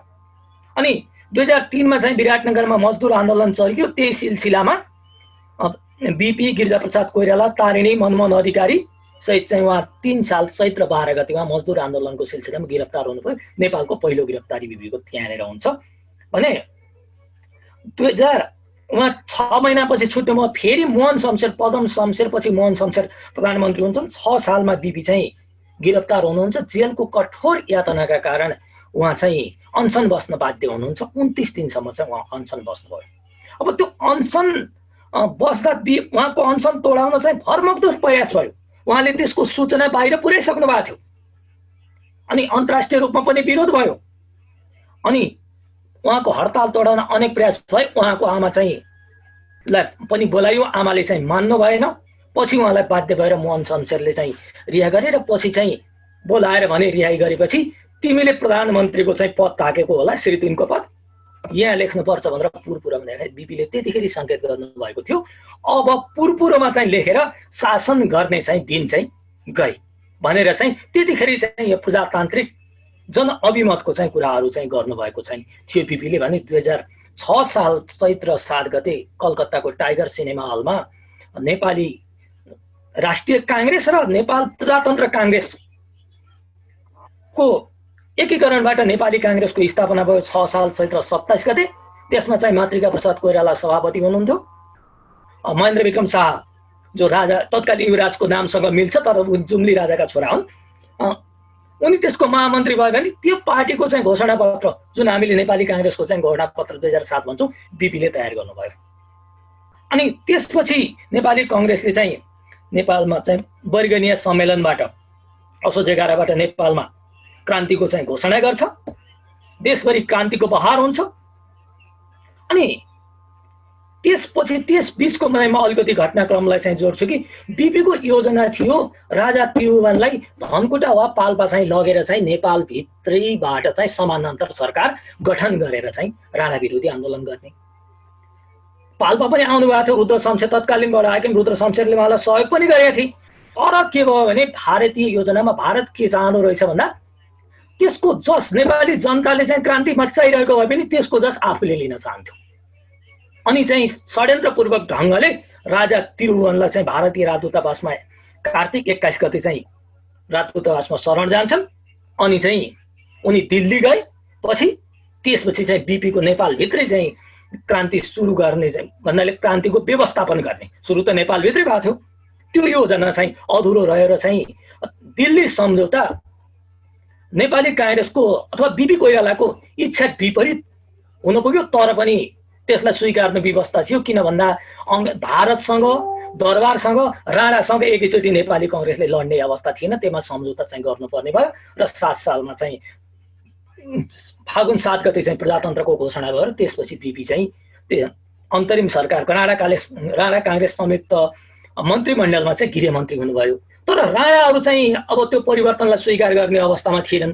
विभिन्न हत्कण्डाहरू अपनाइएका थिए। यसै बिचमा चाहिँ भनौँ खुकुरी दल भनिन्छ, पछि चाहिँ गोर्खा परिषदमा परिणत भयो। त्यसको समूहले बीपीलाई चाहिँ हत्या गर्ने प्रयास भयो। तर बीपीले चाहिँ वीरतापूर्वक त्यसको चाहिँ प्रतिवाद गर्नुभयो त्यस बिचमा। यसै बिचमा फेरि चाहिँ काठमाडौँको चाहिँ भूगोल पार्कमा विद्यार्थीहरूको चाहिँ प्रदर्शन थियो। त्यो प्रदर्शनमा गृहमन्त्रीको आदेश विपरीत गोली चलाइयो। त्यसपछि चाहिँ बीपीले चाहिँ राजीनामा दिनुभयो र सम्झौता अनुरूप एक पक्षले चाहिँ सम्झौता तोडेपछि त्यो मन्त्रीमण्डल विघटन भयो। पछि नेपाली काङ्ग्रेसका चाहिँ सभापति मातृका प्रसाद कोइरालाको नेतृत्वमा सरकार गठन भयो। यो चाहिँ घटना भयो। त्यसपछि 9 सालमा चाहिँ बीपी नेपाली काङ्ग्रेसको सभापति हुनुभयो। 11 सालमा एसियाली समाजवादी सम्मेलनमा भाग लिन चाहिँ बीपी जापान जानुभएको थियो। त्यसपछि 12 सालको चाहिँ माघमा वीरगञ्जमा चाहिँ को महाधिवेशनले चाहिँ नेपाली काङ्ग्रेसलाई चाहिँ समाजवादी चाहिँ पार्टीको चाहिँ रूपमा, प्रजातान्त्रिक समाजवादी पार्टीको रूपमा चाहिँ अवलम्बन गर्छ। र 2014 सालमा राजाले के भन्ने परिवर्तनलाई चाहिँ संस्थागत हुन दिइरहेका थिएनन्। त्यसको परिणामस्वरूप जनउत्तरदायी सरकारको माग गर्दै नेपाली काङ्ग्रेसले भद्र अवज्ञा आन्दोलन चाहिँ गर्छ। 15 साल फागुन 7 गतेदेखि त्यसैको परिणाम आम निर्वाचन हुन्छ। अनि 2016 साल जेठ 13 गते बीपी कोइराला नेपालको चाहिँ प्रथम जननिर्वाचित चाहिँ प्रधानमन्त्री बन्नुहुन्छ। अब बीपी कोइराला चाहिँ प्रधानमन्त्री बन्नुभयो। उहाँले त्यो प्रधानमन्त्रीत्व कालमा वीरता उन्मूलन, जमिनदारी प्रथाको उन्मूलन, क्रान्तिकारी भूमि सुधार, राज्य रजौटा उन्मूलन, सीमा समस्या समाधान, त्यतिखेर चीन र नेपाल बीचको चाहिँ सगरमाथाको सीमाको समस्या थियो। बीपीले चाहिँ निर्भीकतापूर्वक चाहिँ प्रमाणहरू तत्कालीन प्रधानमन्त्री चाउ यान र चाहिँ तत्कालीन चाहिँ चीनका अध्यक्ष चाहिँ माओ त्से-तुङसँग प्रतिवाद गरेर सगरमाथाको चाहिँ सीमालाई नेपालमा चाहिँ कायम गराउन सफल भन्नुभएको थियो। अब बीपीको सरकार यसरी लोकप्रिय हुन थाल्यो कि अब चाहिँ यता राजा महेन्द्र चाहिँ पर्सिन थाले। अनि जमिनदारहरूले चाहिँ बीपीलाई उकस्न थाले। किन भन्दा जमिनदारहरू त आफ्नो जमिन चाहिँ खोसिएको, फिर्ता हातवालाहरू फिर्ता खोसिएको, अनि राज्य रजौटाहरू आफ्नो अधिकार खोसिएको, यसमा बीपीसँग असन्तुष्ट थिए। उनीहरूले राजा महेन्द्रलाई चुक्ली लगाउँदै गर्न थाले। र अन्ततः राजा महेन्द्र पनि उनीका कुरा सुनेर नेपाली काङ्ग्रेसका भित्रका पनि केही व्यक्तिहरू त्यो षड्यन्त्रमा चाहिँ सामेल हुन्छन् र 2017 साल पुस 1 गते निर्वाचित प्रधानमन्त्री उहाँलाई चाहिँ गिरफ्तार गरिन्छ। उहाँसँगै सभामुख अनि मन्त्री परिषदका अरू सदस्यहरू पनि गिरफ्तार हुन्छन् र संसदको चाहिँ समेत विघटन हुन्छ। र यसरी चाहिँ प्रजातन्त्र चाहिँ तत्कालीन महाराज चाहिँ महेन्द्रले अपहरण गर्छन्, बीपीलाई जेल चलान गर्छन्। 25 मा चाहिँ बीपी स्वास्थ्यको कारणले जेलबाट चाहिँ रिहा हुनुहुन्छ 8 वर्षको कठोर कारावासपछि। त्यसपछि चाहिँ बीपी चाहिँ उपचार गर्नका निम्ति जानुभयो। तत्कालीन सरकारले उहाँलाई भिसा पनि दिन मानेन, तर भारत सरकारले चाहिँ एउटा चाहिँ भनौँ जेनेभा कन्भेन्सनको मापदण्ड अनुरूप उहाँलाई चाहिँ भिसा दियो र उहाँ चाहिँ उपचार गर्न चाहिँ जानुभयो। पछि चाहिँ भारतमा निर्वासित जीवन बिताइरहनु भयो। त्यहाँ क्रान्तिका देशभित्र क्रान्तिका विभिन्न चाहिँ सशस्त्र रूपमा पनि क्रान्तिको घटनाहरू भएका थिए। तर देशमा एउटा चाहिँ विषम परिस्थिति निर्माण हुन थाल्यो। के भने म चाहिँ यहीसित जोडेर राष्ट्रिय मेलमिलापको नीति बीपीलाई चाहिँ धेरै जोडेर गरिन्छ। कतिपयले त्यतिखेर आलोचना पनि गरे, बीपीलाई चाहिँ आत्मसमर्पणवादी पनि भने। यो के हो त, यसतर्फ चाहिँ म जान चाहन्छु। अब त्यस बेला के थियो भन्दा देशभित्र थुप्रै क्रान्तिकारी चाहिँहरू जस्तो सरोज कोइरालाको हत्या हुन्छ, कप्तान केके बहादुर थापा, भीमनारायण श्रेष्ठ, रामलक्षण आदिको चाहिँ हत्या भइरहेको हुन्छ। अनि इन्दिरा गान्धीले चाहिँ के खेल्छन् भन्दा राजालाई देखाउने, वीरेन्द्र भइसकेको थिए, राजालाई देखाउने बीपीलाई तर्साउने, बीपीलाई देखाउने राजालाई तर्साउने, त्यो कुटिलता चाहिँ इन्दिरा गान्धीको थियो। भने अन्तर्राष्ट्रिय परिस्थिति के यस्तो भने सिक्किमको भारतमा विलय भएको अवस्था थियो। भारत पाकिस्तान के अरे पाकिस्तानबाट बङ्गलादेशको चाहिँ विभाजन हुनु, त्यसपछि चाहिँ शेख मुजिबुर रहमानको हत्या हुनु, अनि इन्डोनेसियामा चाहिँ सुकार्णोको असफल सत्ता विद्रोहको घटना, अनि अफगानिस्तानमा चाहिँ भारतीय सहयोगमा चाहिँ सोभियत सेनाको उपस्थिति, अनि फेरि भारतमै सङ्कटकाल लगाएर इन्दिरा गान्धीले जयप्रकाश नारायण लगायतका समाजवादी नेताहरूलाई चाहिँ गिरफ्तार गर्ने, अनि नेपाललाई पनि आफ्नै सुरक्षा छायाभित्र राख्न खोज्ने किसिमको कुदृष्टि। यो अवस्थामा बाहिर बसेर प्रजातन्त्रको आन्दोलन गर्दा अब राष्ट्रियता नै सङ्कटमा पर्ने कुराको चाहिँ महसुस गरेर राजालाई अब चाहिँ सम्झौताको बिन्दु के भने राजालाई प्रजातन्त्रको लाइनमा लाने र त्यही हिसाबले के भने राष्ट्रियताको सवालमा राजासँग मेरो चाहिँ घाँटी जोडिया छ भन्ने कुरा पनि त्यहीँनिर जोडिएको। किन चाहिँ उहाँलाई बीपीकेलाई 7-7वटा मुद्दाहरू थिए, उहाँलाई मृत्युदण्ड हुने सम्भावना पनि त्यत्तिकै थियो, तर पनि उहाँले त्यसलाई चाहिँ सहजतापूर्वक सामना गर्नुभयो र आफ्ना चाहिँ सहयोगीका साथ 2033 साल पुस 16 गते नेपाल आउनुभयो। नेपाल आउँदा बित्तिकै उहाँलाई गिरफ्तार गरियो, तर पनि उहाँले यसरी वातावरण सिर्जना गर्नुभयो कि अब नेपालभित्रै शान्तिपूर्ण आन्दोलनको चाहिँ वातावरण सिर्जना भयो, जसको परिणामस्वरूप जनमत सङ्ग्रह भयो। जनमत सङ्ग्रहमा भनौँ कति षड्यन्त्रका हत्कण्डाहरू अप्नाइएर चाहिँ निर्दललाई जिताइयो, बहुदललाई हराइयो, तर पनि चाहिँ निर्वाचनमा भाग लिइसकेपछि बिपीले त्यो परिणामलाई सहर्ष स्वीकार गर्नुभयो र एउटा चाहिँ प्रजातान्त्रिक छविको परिचय दिनुभयो।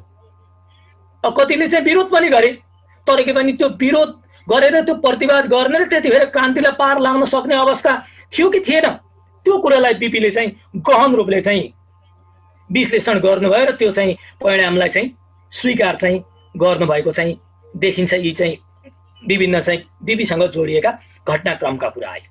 अब बिपी विचारको श्रृङ्खलातिर म जोड्दैछु, म मेलमिलापको कुरालाई यहाँ जोडेँ। अब चाहिँ बिपीको राष्ट्रियताको धारणा के हो त? हामी कतिले भन्छौँ राष्ट्रियता भनेको एउटा चाहिँ भूगोल हो, होइन। बिपी त्यसमा सहमत हुनुहुन्न। बिपी भन्नुहुन्छ राष्ट्रियता भनेको भूगोल होइन, जनता हो। किन भन्दा कुनै पनि भूगोलमा जनता रहँदैन भने त्यो राष्ट्र रहनु नरहनुको कुनै पनि अर्थ रहँदैन। अब सुगौली सन्धिले नेपालको एउटा चाहिँ सीमा न त तय गर्यो, भूगोल त तयार गर्यो, तर बिपीले भन्नुभएको छ त्यस बेलामा नेपाली भाषाको विकास बाहेक अरू चाहिँ भनौँ राष्ट्रको रूपमा हुनु पर्ने जुन आत्मा हो, शरीर मात्रै तयार भयो, आत्मा तयार हुन परेन। किन भन्दा स्वतन्त्रता, समानता यी अधिकारहरू चाहिँ प्राप्त हुन सकेनन्, त्यसैले राष्ट्रियताको जग बोली हुन सकेन भन्ने कुरा चाहिँ बिपीले चाहिँ निष्कर्ष निकाल्नु भएको छ। र बिपीलाई सायद त्यो वाइरनको एउटा विचार छ कि 1000 वर्षको कठिन प्रयासबाट राष्ट्र निर्माण हुन्छ, तर सानो गल्तीले 1 घण्टामा समाप्त हुन्छ। त्यो बिपीमा चाहिँ त्यो चेतनाले काम गरेको छ भने अर्को चाहिँ पार्ट छ बिपीको प्रजातन्त्र। मैले अगाडि नै भनेछु कि तत्कालीन श्री 3 महाराज चन्द्र शमशेरलाई पूर्वमा लेखेर शासन गर्ने जमाना गयो भनेर उहाँले प्रजातन्त्रको चाहिँ वकालत त्यतिखेर गर्नुभएको थियो। उहाँलाई गणेशमान सिंहले राजालाई भेटेर आएपछि भन्नुहुन्छ, राजाले तपाईँ भने कि तिमी भने भनेर गणेशमानजीले बिपीले सोध्नुहुन्छ। बिपीले भने गणेशमानजी, राजाले मलाई तपाईँ भने कि तिमी भने त्यो महत्त्वपूर्ण कुरा होइन, म चाहन्छु सबै नेपालीलाई राजाले तपाईँ भनुन्। त्यसैले बिपीले के भने व्यक्तिगत कुरालाई होइन, जनताको कुरालाई महत्त्व दिनुहुन्थ्यो। त्यही नै प्रजातन्त्रको कुरा हो। अनि बिपी के भने जो राजा प्रजातन्त्रवादी हुँदैन त्यो राजा राष्ट्रवादी पनि हुन सक्दैन, बिपीको त्यो मान्यता थियो। अनि साम्यवादसँग पनि त्यही कुरा जोड्नु भएको छ बिपीले। किन भन्दा साम्यवादमा प्रजातन्त्र थपिदियो भने समाजवाद हुन्छ, समाजवादबाट प्रजातन्त्र देखिदिए साम्यवाद हुन्छ। त्यो विचार चाहिँ बिपीको चाहिँ त्यसरी चाहिँ जोडिन आएको छ। र बिपीले प्रजातन्त्रको कुरा गर्दा संसदीय प्रजातन्त्रका बाहेकका अरू प्रजातन्त्रका विकल्प पनि छन् है भनेर खुला गर्नुभएको छ त्यहाँ प्रजातन्त्रको चाहिँ मान्यतामा। भने अर्को चाहिँ बिपीको चाहिँ महत्त्वपूर्ण चाहिँ पाठ भनेको चाहिँ समाजवाद हो, जुन आज पनि धेरै चाहिँ बहस हुने गर्छ, धेरैले चाहिँ त्यस विषयमा छलफल हुने गर्छन्। अब बिपीले चाहिँ जुन समाजवाद भन्नुभएको छ त्यो चाहिँ कम्युनिस्टहरूले प्रयोग गर्ने जस्तो समाजवाद होइन, त्यो प्रजातन्त्रसँग जोडिएर आउने प्रजातान्त्रिक समाजवाद हो। त्यो के भने पुँजीवादी व्यवस्था र साम्यवादी व्यवस्थामा रहेका दुर्गुणहरूलाई चाहिँ फालेर त्यसमा भएका राम्रा पक्षहरूको चाहिँ फ्युजन गरिएको कुरा। पुँजीवादी व्यवस्थामा खास गरी त्यो पुँजी केन्द्रित हुन्छ, गरिबहरूले धनीसँग प्रतिस्पर्धा गर्न चाहिँ सक्दैन, धनी झन् धनी बन्दै जाने, गरिब झन् गरिब बन्दै जाने। अनि साम्यवादी व्यवस्थामा के भने आर्थिक कुराहरूलाई त साम्यवादी सरकारहरूले केही हिसाबले न्याय गरेको हुन्छ, तर राजनीतिक रूपमा चाहिँ फरक विचारका चाहिँ मान्छेहरू त्यहाँ सत्तामा चाहिँ पुग्न चाहिँ जाँदैनन्। त्यसरी के भने पुँजीवादी व्यवस्थामा रहेको आर्थिक अधिनायकवाद र साम्यवादी व्यवस्थामा रहेको राजनीतिक अधिनायकवादको अन्त्य गरी एउटा मौलिक किसिमको चाहिँ प्रजातान्त्रिक समाजवादी व्यवस्थाको चाहिँ परिकल्पना चाहिँ बिपीले गर्नुभयो र जसलाई तेस्रो विश्वका मुलुकहरूको आत्माको रूपमा चाहिँ बिपीले चित्रण गर्नुभएको छ। र त्यसलाई बिपीले चाहिँ विभिन्न चाहिँ अन्तर्राष्ट्रिय चाहिँ सम्मेलनहरूमा जाँदा त्यसलाई स्पष्टसँग भन्नुभएको छ। जुन अस्ट्रेलियाको सिडनीमा उहाँले चाहिँ प्रस्तुत गरेका समाजवाद सम्बन्धी चाहिँ 5 बुँदाहरू निकै महत्त्वपूर्ण छन्। समयको अभावले मैले 5 बुँदाहरू म सबै व्याख्या गरिन, तर के भने बीपीको चाहिँ समाजवादको सार भनेको के भने नेपाल भनेको गाउँ नै गाउँको देश हो। अनि गाउँमा बस्ने जनताको उन्नति, गरिब किसानको उन्नतिको जुन नीति छ त्यही नै समाजवादी नीति हो। भोजन, वस्त्र, घर, शिक्षा, औषधि यी पञ्चतत्त्व छन्, त्यसमा सबैको सहभागिता नै चाहिँ समाजवाद हो भन्ने चाहिँ बीपीको मान्यता रहेछ। अनि यो समाजवादको मान्यताभित्र हामीले चाहिँ अर्को बहस गर्नुपर्ने कुरा छ भने बीपीले विकासको पश्चिमा मोडेललाई स्पष्टता अस्वीकार गर्नुभएछ। जुन विकासको पश्चिमा मोडेल, जुन हेनरी फोर्ड मोडेल भनिन्छ, त्यसलाई अमेरिकाले अपनायो। पछि रसियाले पनि अमेरिकालाई चाहिँ उछिन्ने नाममा त्यही हेनरी फोर्ड मोडेललाई अपनायो। तर बीपीले त्यसप्रति असहमति जनाउने के भन्नुभएको छ भने अमेरिकाको जनसङ्ख्या विश्वको 6% जति छ, तर उनीहरूसँग स्रोत साधन भनेको 30-35% साधन उनीहरूको कब्जामा छ। अनि उनीहरूको त्यो विकाससँग हामी चाहिँ प्रतिस्पर्धा, उनीहरूको स्रोत साधनसँग हामीले प्रतिस्पर्धा गरेर चाहिँ हामी हुँदैनौँ, हामी कङ्गाल हुन्छौँ। त्यो योजनाले त धनीलाई झन् धनी बनाउने, गरिबलाई झन् गरिब बनाउने कुरा हुन्छ। अनि उनीहरूले के भने आफ्नो स्रोत साधनलाई धरतीको गरिबीलाई भन्दा पनि अझ व्यापकतिर चाहिँ अन्तरिक्षका कुरातिर बढी लाए हो। ती कुराहरू पनि विकासका मानक होलान्, तर पहिले त चाहिँ धरतीको गरिबीलाई समाप्त गर्नु पर्यो, त्यसपछि चाहिँ आकाशको अन्तरिक्षको कुरा गर्नुलाई भन्ने चाहिँ बीपीको चाहिँ मान्यता। अनि बीपीले चाहिँ त्यो वैदेशिक सहयोगलाई के गर्नु भने त्यो अनियन्त्रित जुन वैदेशिक सहयोग छ त्यसले एउटा भुइँफुट्टा वर्गको सिर्जना गर्छ, जसले जो भ्रष्टाचार निम्ताउँछ, अनियमितता ल्याउँछ, व्यभिचार निम्ताउँछ। त्यो अनियन्त्रित वैदेशिक सहयोगलाई चाहिँ बीपीले स्पष्ट रूपमा चाहिँ अस्वीकार गर्नुभएको थियो। र योजना आयोगमा बीपीले के भन्नुभयो भने त्यो राजाको फोटो मात्रै होइन कि त्यहाँ एउटा हलो जोतिरहेको चाहिँ किसानको फोटो राख, बजेट बनाउँदा त्यही हलो जोतिरहेको किसानको फोटो हेरेर बजेट बनाउनु पर्छ। त्यो हो समाजवादको चाहिँ नीतिको कुरा भनेर चाहिँ बीपीले समाजवादलाई चाहिँ एउटा मौलिक हिसाबले चाहिँ व्याख्या चाहिँ गर्नुभयो। अब यो मार्क्सवादसँग के छ बीपीको असहमति, यो कुराहरू पनि आउँछन्। किन भन्दा बीपीले के भन्नु भने कार्ल मार्क्सलाई को विचारसँग उहाँको के भने सम्पूर्ण कुरा आर्थिक पक्ष मात्रै हो भन्ने कुरा मार्क्सवादको कमजोरी हो भन्नुभएको छ। अरू चाहिँ मार्क्सवादका आर्थिक कुराहरूलाई, वितरणका कुराहरूलाई त स्वीकार गरिएको छ, तर यद्यपि मार्क्सवादले चाहिँ कल्पना गरेको वर्गका सङ्घर्ष होइन, वर्ग समन्वय हो, न्यायोचित वितरणको कुरा हो बीपीको, त्यही चाहिँ मान्यता चाहिँ बीपीमा रहेको छ। यसरी चाहिँ बीपी एउटा चाहिँ फेरि हामीले चाहिँ विचार राष्ट्रियता, प्रजातन्त्र, समाजवादको कुरा गऱ्यौँ र त्यस सँगसँगै बीपी एउटा चाहिँ दूरदृष्टा दृष्टि बीपी कसरी हुनुहुन्थ्यो भन्ने कुरा चाहिँ हामी चाहिँ अवश्य पनि चर्चा गर्नुपर्ने पाठबाट आउँछ। किन भन्दा अमेरिकाको चाहिँ उहाँ हस्पिटलमा चाहिँ उपचार गराइरहनु भएको थियो।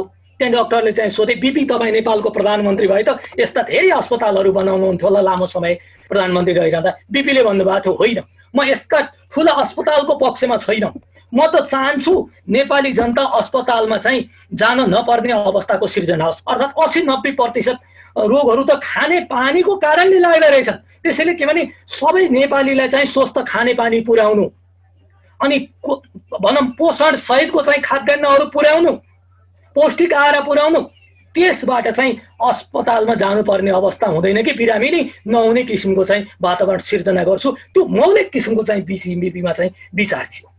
अनि बीपी चाहिँ के भने तत्कालीन चाहिँ सिक्किममा चाहिँ क्रान्ति गरिरहेका लेन्डुप दोर्जेलाई बीपीले के भन्नुभयो भने, ए काजी, तिमीले चोग्यालसित लडिरहँदा भोलि तिम्रो भारतै अस्तित्व चाहिँ के अरे भारतमा विलय हुने अवस्था आउँछ, सिक्किमको अस्तित्व रहने हुँदा ए तिमी पनि चोग्यालतिर ल्यायो भनेर त्यतिखेर लेन्डुप दोर्जेले बीपीलाई भनेको थिए। परिणाम भयो त्यही।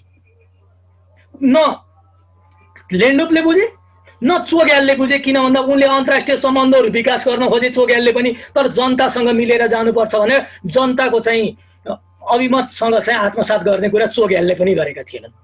त्यसरी चाहिँ सिक्किमको चाहिँ विलय भयो। कम्बोडियाको राजा थिए नरोदम सियानुप, जो चाइना विस्थापित भएका थिए। उहाँले भन्नुभयो कम्बोडियन जनताले कुनै बेला सियानुपलाई फिर्ता ल्याउनेछन्, भयो पनि त्यही। पछि चाहिँ सियानुप फिर्ता आए। अब चाहिँ बीपीलाई कति दूरदर्शी हुनुहुन्थ्यो उहाँले भन्नुभयो, प्रजातन्त्र आगमनपछि चिल्लो कारमा चढ्ने र सुकिला मुकिलाहरू हाबी हुनेछन्, त्यसका विरुद्ध हामीले पुनः चाहिँ कार्यकर्ताहरूले पुनः क्रान्ति गर्नुपर्नेछ। आज त्यही छ, आज त्यही अवस्था भएको छ। आज चाहिँ तिनै मान्छेहरू कम्युनिस्ट आयो भने हाम्रो सम्पत्ति कब्जा गर्छन् भन्ने सामन्तहरू काङ्ग्रेसभित्र हाबी भएका छन्। उनीहरूले चाहिँ त्यसैलाई घुमाइरहेका छन्। अनि बिपीले के भन्नु भने हामी मन्त्री हुनका लागि, प्रधानमन्त्री हुनका लागि, सम्पत्ति जोड्नका लागि राजनीति लागेका होइनौँ, जनताको सेवाका निम्ति रहेका हौँ। तर आजको राजनेताहरूले के भन्छ? जोगी बन्नका लागि राजनीति गरेका होइन भन्छन्। यसको लागि बिपीको कति चुनौतीपूर्ण छ। आज हामी प्रजातन्त्रपछि नेपाली कङ्ग्रेसले चाहिँ पटक पटक सरकार बनायो, तर नेपाली कङ्ग्रेस कहाँनिर चुक्यो भन्दा समाजवादी कार्यक्रमका निम्ति नेपाली काङ्ग्रेस चुकेको अनुभूति मैले गरेको छु। किन भन्दा 1990 को दशकमा पूर्वी युरोपमा चाहिँ कम्युनिस्टहरूको पतनको सिलसिला चर्यो। त्यो कम्युनिस्टहरूको पतन वास्तवमा अधिनायकवादको पतन थियो। तर हाम्रा नेपाली काङ्ग्रेसका बुजुर्गहरूले के बुझे भन्दा त्यसलाई समाजवादको पतनको रूपमा चाहिँ बुझिदिए र आफ्नो समाजवादी सिद्धान्तलाई पुँजीवादसँग लगेर विसर्जन गरिए उदारीकरणका नाममा।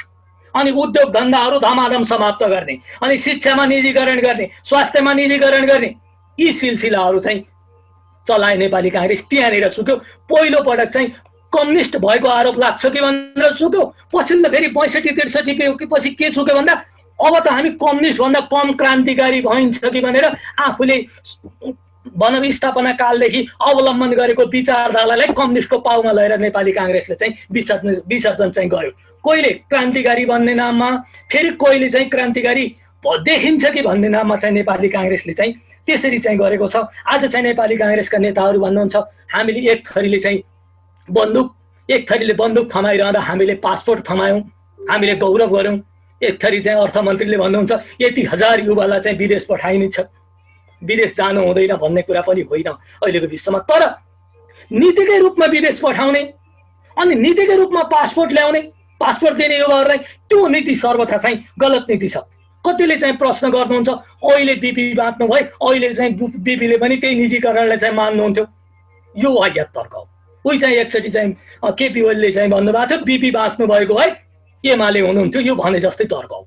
बिपीले त्यतिखेर किन भन्दा आजको भन्दा त युरोपियन अमेरिकन उन्नति त्यतिखेरै थियो नि। त्यो हिसाबले नेपाल फिट छैन भनेरै उहाँले सुमाखरको स्माल इज ब्युटिफुल भन्ने चाहिँ सिद्धान्तलाई चाहिँ उहाँले चाहिँ अवलम्बन गर्नुभएको। म चाहिँ ती प्रश्नको क्रममा चाहिँ आएका धेरै कुराहरू चाहिँ मैले पछाडि चाहिँ दिने नै छु। धेरै कुराहरू चाहिँ अब मैले तयारी गरेका कुराहरू पनि त्यहाँ पछाडि प्रश्नमा आउलान्। म धेरै कुराहरू चाहिँ नभनिकन अब हामी के भने बिपीको विचारलाई अवलम्बन गर्छ। बिपीले अवलम्बन गरेको नीति परराष्ट्र नीतिको कुरा, अहिले वैदेशिक हस्तक्षेपको कुरा आएका छन्। बिपीको सन्तुलित परराष्ट्र नीतिको कुरा हो। चीनसँग पनि, भारतसँग पनि, अन्य मित्र राष्ट्रहरूसँग पनि समुचित सम्बन्ध हो, न द्वन्द्वको न समर्पणको, त्यो नीति हो। बिपीले आफ्नो कार्यकालमा सम्बन्ध चाहिँ अथवा चाइनासँग त्यही सम्बन्ध चाहिँ गाँच्नु भयो। र म धेरै नभनिकन अन्त्यमा चाहिँ के भन्छु भने भारतीय समाजवादी नेता मधु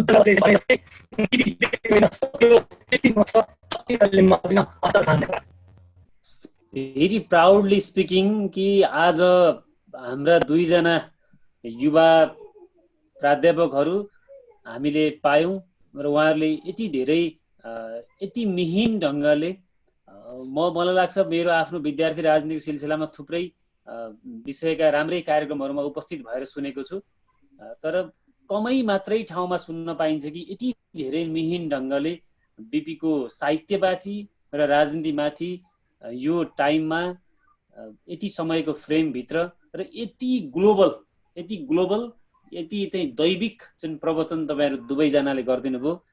मैले भन्छु हरदम यहाँहरूको सत्सङ्गतको लागि हामी सधैँ लालायित छौँ।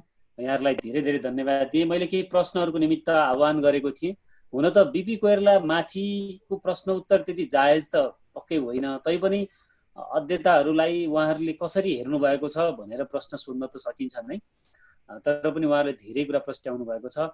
यसै बिचमा नेपाली कङ्ग्रेसका वरिष्ठ गुल्मीका एकदम सिनियर लिडर आदरणीय रवि गेवाली दाईलाई देखिरहेको छु। त्यसै गरी डाक्टर तारा सापकोटा, सम्पर्क समितिका पूर्व सभापति माधव खरेल लगायत थुप्रै व्यक्तित्वहरू जोडिनु भएको छ। 45-50 जना जति हामी जोडेका थियौँ।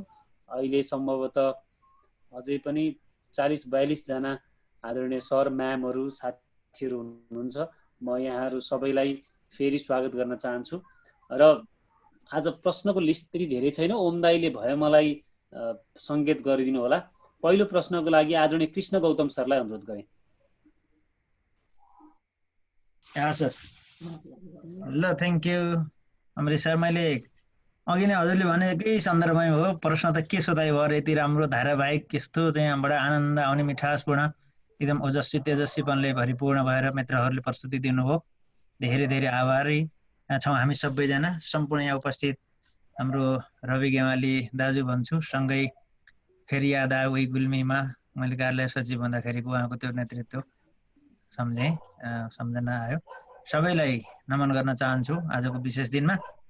प्रश्न खास थिएन, एउटा चाहिँ अब ज्ञानिष्ठ सरले उठाउनु भएको सन्दर्भमा मलाई आनन्द आएर चाहिँ मैले खास जोड्न मात्रै खोजेको, सप्लिमेन्ट मात्रै हो, यो चाहिँ क्वेसन चाहिँ होइन। बिपी कोइराला त्यत्रो एउटा चाहिँ सफल राजनेता, एउटा कुशल साहित्यकार होइन, सबै असल नेतृत्व सबै गर्नुभयो, हुँदाहुँदै सबै कलम चल्यो। बिचमा संस्कृतलाई पनि बडो राम्रो तरिकाले उहाँले एकदम आदर गर्नु रहेछ भन्ने कुरो मैले हुन त पछिल्लो समय त्यति अध्ययन गरिनँ, पहिला गर्दा जति थियो त्यति बुझिया रहेछु। बडो आनन्द आयो। त्यो एउटा एक लाइन चाहिँ उहाँकै लागि चाहिँ समर्पण गर्न चाहन्छु, त्यहाँ जोड्न खोजेको। ठ्याक्कै त्यसैलाई सायद उहाँले जोडेको होला। एउटा चाहिँ श्लोक के छ भन्दाखेरि मैले पढेको, म अहिले चाहिँ हेर्दै गरेको, जानाति विविधा भाषा जानाति विविधा कला आत्मा नाम न सजानाति यो नजानाति संस्कृतम भनेर जुन भनेको छ। संस्कृतको महत्त्व सबै कुरा जानेको छ, विभिन्न भाषाभाषी पनि छ, कला कौशलले युक्त छ, सबै हुँदाहुँदै पनि आफूलाई चिन्नको लागि वेमाई भन्नलाई आफूलाई सोहम कोहम त म भन्ने चिन्नको लागि त संस्कृत भाषा जान्नै पर्ने हुन्छ, सबै यसैमा छ भन्ने जुन एउटा महत्त्व छ, त्यो चाहिँ उहाँले पनि मनन गर्नुभएकोमा एकदम खुसी लाग्यो। ठ्याक्क ज्ञानेश्वर सरले उठाइदिँदाखेरि मलाई पनि आनन्द आयो। अब सबै कुरा असाध्यै राम्रो भयो। महेन्द्र सरको पनि त्यत्तिकै दमदार प्रस्तुति रह्यो। यहाँ सबैलाई म भित्री हृदयदेखि धन्यवाद दिन्छु। अलिकति सबै कुराहरूमा हुँदाखेरि हामीलाई सरहरूले भन्दा पहिला म पछि त साहित्य पढिनँ, पहिला गर्दाखेरि यो बिपी कोइरालाका लेखनहरू खास गरी अब फ्रायडवादी सिद्धान्तबाट अलिकति बढी प्रेरित छन् भन्ने कुराहरू छ त्यहाँ कतै कतै। अब हुन त साइकोलोजी छोट्याउँ होला कृष्ण सर। सकिहालेँ त्यसमा चाहिँ कस्तो के छ अलिकति हुन त साइकोलोजिकल कुराहरू आइहाल्यो, तै पनि मैले अलिकति फ्रायडवादी कुराहरू के कस्ता हुन्, कति परेका छन् भन्ने खालको थोरै पाटोलाई मात्रै जिज्ञासा राख्न खोजेको थिएँ। मेन चाहिँ यही संस्कृतको कुरालाई जोड्न मात्रै खोजेको थिएँ। यतिमै टुङ्गाइहालेँ। Thank you so much. दोस्रो प्रश्नको लागि सुनिल गौतम दाई, सुनिल दाई भूमिका नफादिकन सबैलाई नमस्कार, जय नेपाल। ल मेरो प्रश्न चाहिँ के हो भने म यो इस्युमा म आफै पनि दुविधा छु। जुन एउटा बिपीले कल्पना गर्नुभयो नि समाजवाद, त्यो समाजवाद 19 सेन्चुरीमा थियो, 19औँ शताब्दीमा थियो। 19औँ शताब्दीमा बिपीले समाजवादको कल्पना गर्दाखेरि ग्लोबलाइजेसन कन्सेप्ट पनि थिएन, इन्टरनेट पनि थिएन, डिजिटल मिडिया पनि थिएन। अब उहाँले एउटा सिम्पल इक्जाम्पल दिनुभएको छ, सबै घर होस्, एउटा एकल जोत्नी बारी होस्, अनि एउटा दुनो गाई होस् भनेर एउटा उदाहरण दिनुभएको छ। त्यो 21औँ शताब्दीमा आउँदाखेरि तिनी कुराहरू त हुन्नन्। अब आजकलका बुढीहरूले घाँस पनि काट्दैनन्, खेत आँगा धान पनि रोप्दैनन्। अब त्यो समाजवादलाई त्यो 21st सेन्चुरीमा आउँदाखेरि त्यो समाजवाद मोडिफाइड भएको हो कि या त्यो अब्सोल्युट भइसक्यो कि? समाजवाद भनेको त वास्तवमा इक्वालिटीको कुरा हो, समानताको कुरा हो। अब त यहाँ समानता त जस्तो के छ भने त्यो जनरली मैले गाउँमा देख्थेँ कि पहिला हामी कहाँ चाहिँ आधी गर्ने, हामीहरूको खेती आधी गरेर आधी लाने एउटा प्रचलन थियो। तिनी मान्छेहरू पनि आज चाहिँ कता कता काम सिकेर जापानमुदी कहाँमुदी गएर तिनीहरूले घर बुटौलिया घर बनाए, हाम्रो भन्दा राम्रो घर बनाए। अब यो अहिले आएर त्यो समाजवादको त्यो कन्सेप्ट, इक्वालिटी कन्सेप्ट, यो ग्लोबलाइजेसनले ग्लोबल अपर्च्युनिटीले सिधाइदिएर अब त्यो अब्सोल्युट भएको कि या 21औँ शताब्दीमा कस्तो किसिमको समाजवाद हुन्छ, त्यो समाजवाद कसरी त्यसलाई चाहिँ अपडेट हुन्छ भनेर भन्नुहोस् त। धन्यवाद सुनिललाई, धन्यवाद। अर्को प्रश्नको लागि म हरिश स्पन्दनजी। सम्पूर्णमा नमस्कार। मेरो क्वेसन दुवै विद्वान वक्ताहरूको लागि छ। उहाँहरूका कुरा सुनेपछि मलाई पनि एकदमै भित्रदेखि इनर्जी आइरहेको छ। उहाँहरूको आजको प्रस्तुति एकदमै इनर्जी, यसको लागि फेरि पनि उहाँहरूलाई मुरी धन्यवाद भन्न चाहन्छु। म दुवै वक्ताहरूले यसलाई चाहिँ मिलाएर बुझिदिनु होला क्वेसन। मेरो पहिलो क्वेसन छ, विश्वेश्वर प्रसाद कोइरालाको यौन मनोविज्ञान र बिपी कोइरालाको प्रजातान्त्रिक समाजवादको मिलन बिन्दु के हो अथवा कहाँ छ त्यो? मेरो एउटा क्वेसन। अर्को क्वेसन छ मेरो, बिपीका साहित्यमा प्रायजसो महिलाको दमित कामेच्छाको र अवचेतन मनको प्रभावका कारण उत्पन्न हुने विकृत मानसिक अवस्थालाई देखाउन खोजिएको छ, तर पुरुषका विकृत मनोदशालाई समेटेको पाइँदैन। कि पुरुषमा यस्तो विकृत मानसिकता नहुने हो वा यसलाई महिलामाथिको विभेद भनौँ, यसलाई कसरी बुझौँ म? र मेरो अर्को क्वेसन छ थोरै, अब यसलाई मैले टुङ्गाउन खोजेँ।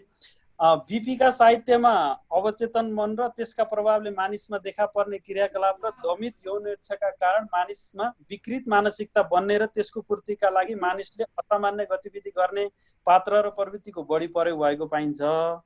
अब वर्तमान राजनीतिक अवस्थामा हाम्रा नेताहरूले बेला बेलामा अस्वाभाविक अभिव्यक्तिहरू दिन्छन् कि कतै यही अवचेतन मनको प्रभाव र दमित यौन इच्छाको प्रभावका कारण त होइन?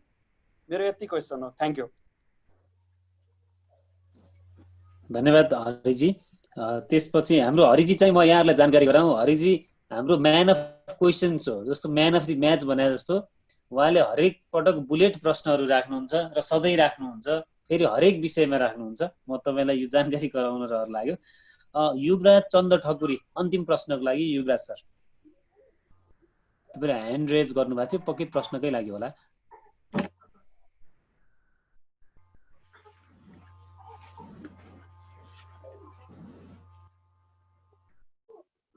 ओम्दै कि उहाँ हुनुहुन्न?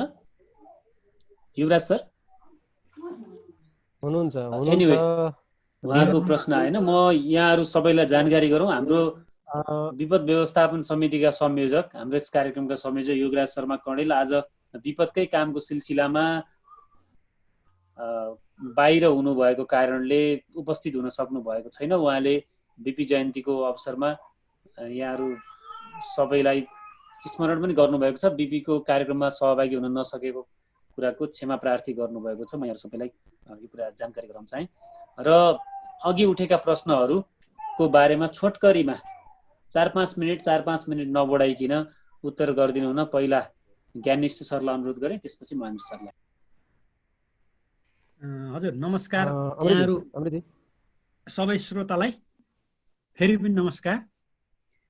मेरो चाहिँ खास गरेर यहाँहरू जसले यहाँ प्रश्न गर्नुभयो, कृष्ण सरले अलिकति संस्कृतको कुरा ल्याउनु भयो, अनि फ्रायडको कुरा चाहिँ अलिकति ल्याउनु भएको थियो, अनि त्यसपछि हाम्रो अर्को हरिश पन्दन सरले महिलाको विकृत यौन मनोविज्ञानको बढी चर्चा छ बिपीका कथाहरूमा अथवा चाहिँ उपन्यासहरूमा, पुरुषको छैन कि महिलामा विभेद गरे हो त, महिलालाई मात्रै त्यस्तो हुने हो त भन्ने कुरा गर्नुभयो। र त्यसैको चाहिँ अर्को चाहिँ प्रश्न सँगसँगै आएको थियो, नेताको विकृति, अहिले यहाँ जे पाए जथाभावी बोल्ने इत्यादि यस्ता कुराहरू पनि आए। र यस सन्दर्भमा अब साहित्यिक क्षेत्रमै रहेर मैले चाहिँ उत्तर दिन्छु। वास्तवमा विश्वेश्वर प्रसाद कोइराला फ्रायड, एडलर र युङबाट प्रभावित भएका हुन्। र फ्रायडको मान्यता के हो भन्दाखेरि त्यति बेला वास्तवमा साहित्य कसरी लेख्नुपर्छ भन्दाखेरि पेटको भोकका निम्ति मात्रै साहित्य लेख्नुपर्छ भन्ने जुन मान्यता थियो, विश्वेश्वर प्रसाद कोइरालाले त्यो मात्रै होइन, मान्छे पेटको भोक मात्रै शान्त पार्नको लागि चाहिँ सङ्घर्ष गर्दैन। जस्तो मधेसतिर कथामा एउटा विधवा छ, विधवा महिला त्यति बेलाको समाजमा, त्यति बेलाको समयमा आफ्नो गाउँमा चाहिँ विधवाको चाहिँ बाजा बजाएर बिहा गरिदिने चलन थिएन, अथवा केटो खोजेर बिहा गरिदिने चलन थिएन। त्यहाँ के गरे त बिपीले भन्दाखेरि विधवालाई चाहिँ मधेसतिर त्यो चाहिँ विधवा भइसकेपछि अलिकति गहनाको पोको थियो, त्यो चाहिँ यौन प्रेरणाको प्रतीक भन्छ त्यसलाई।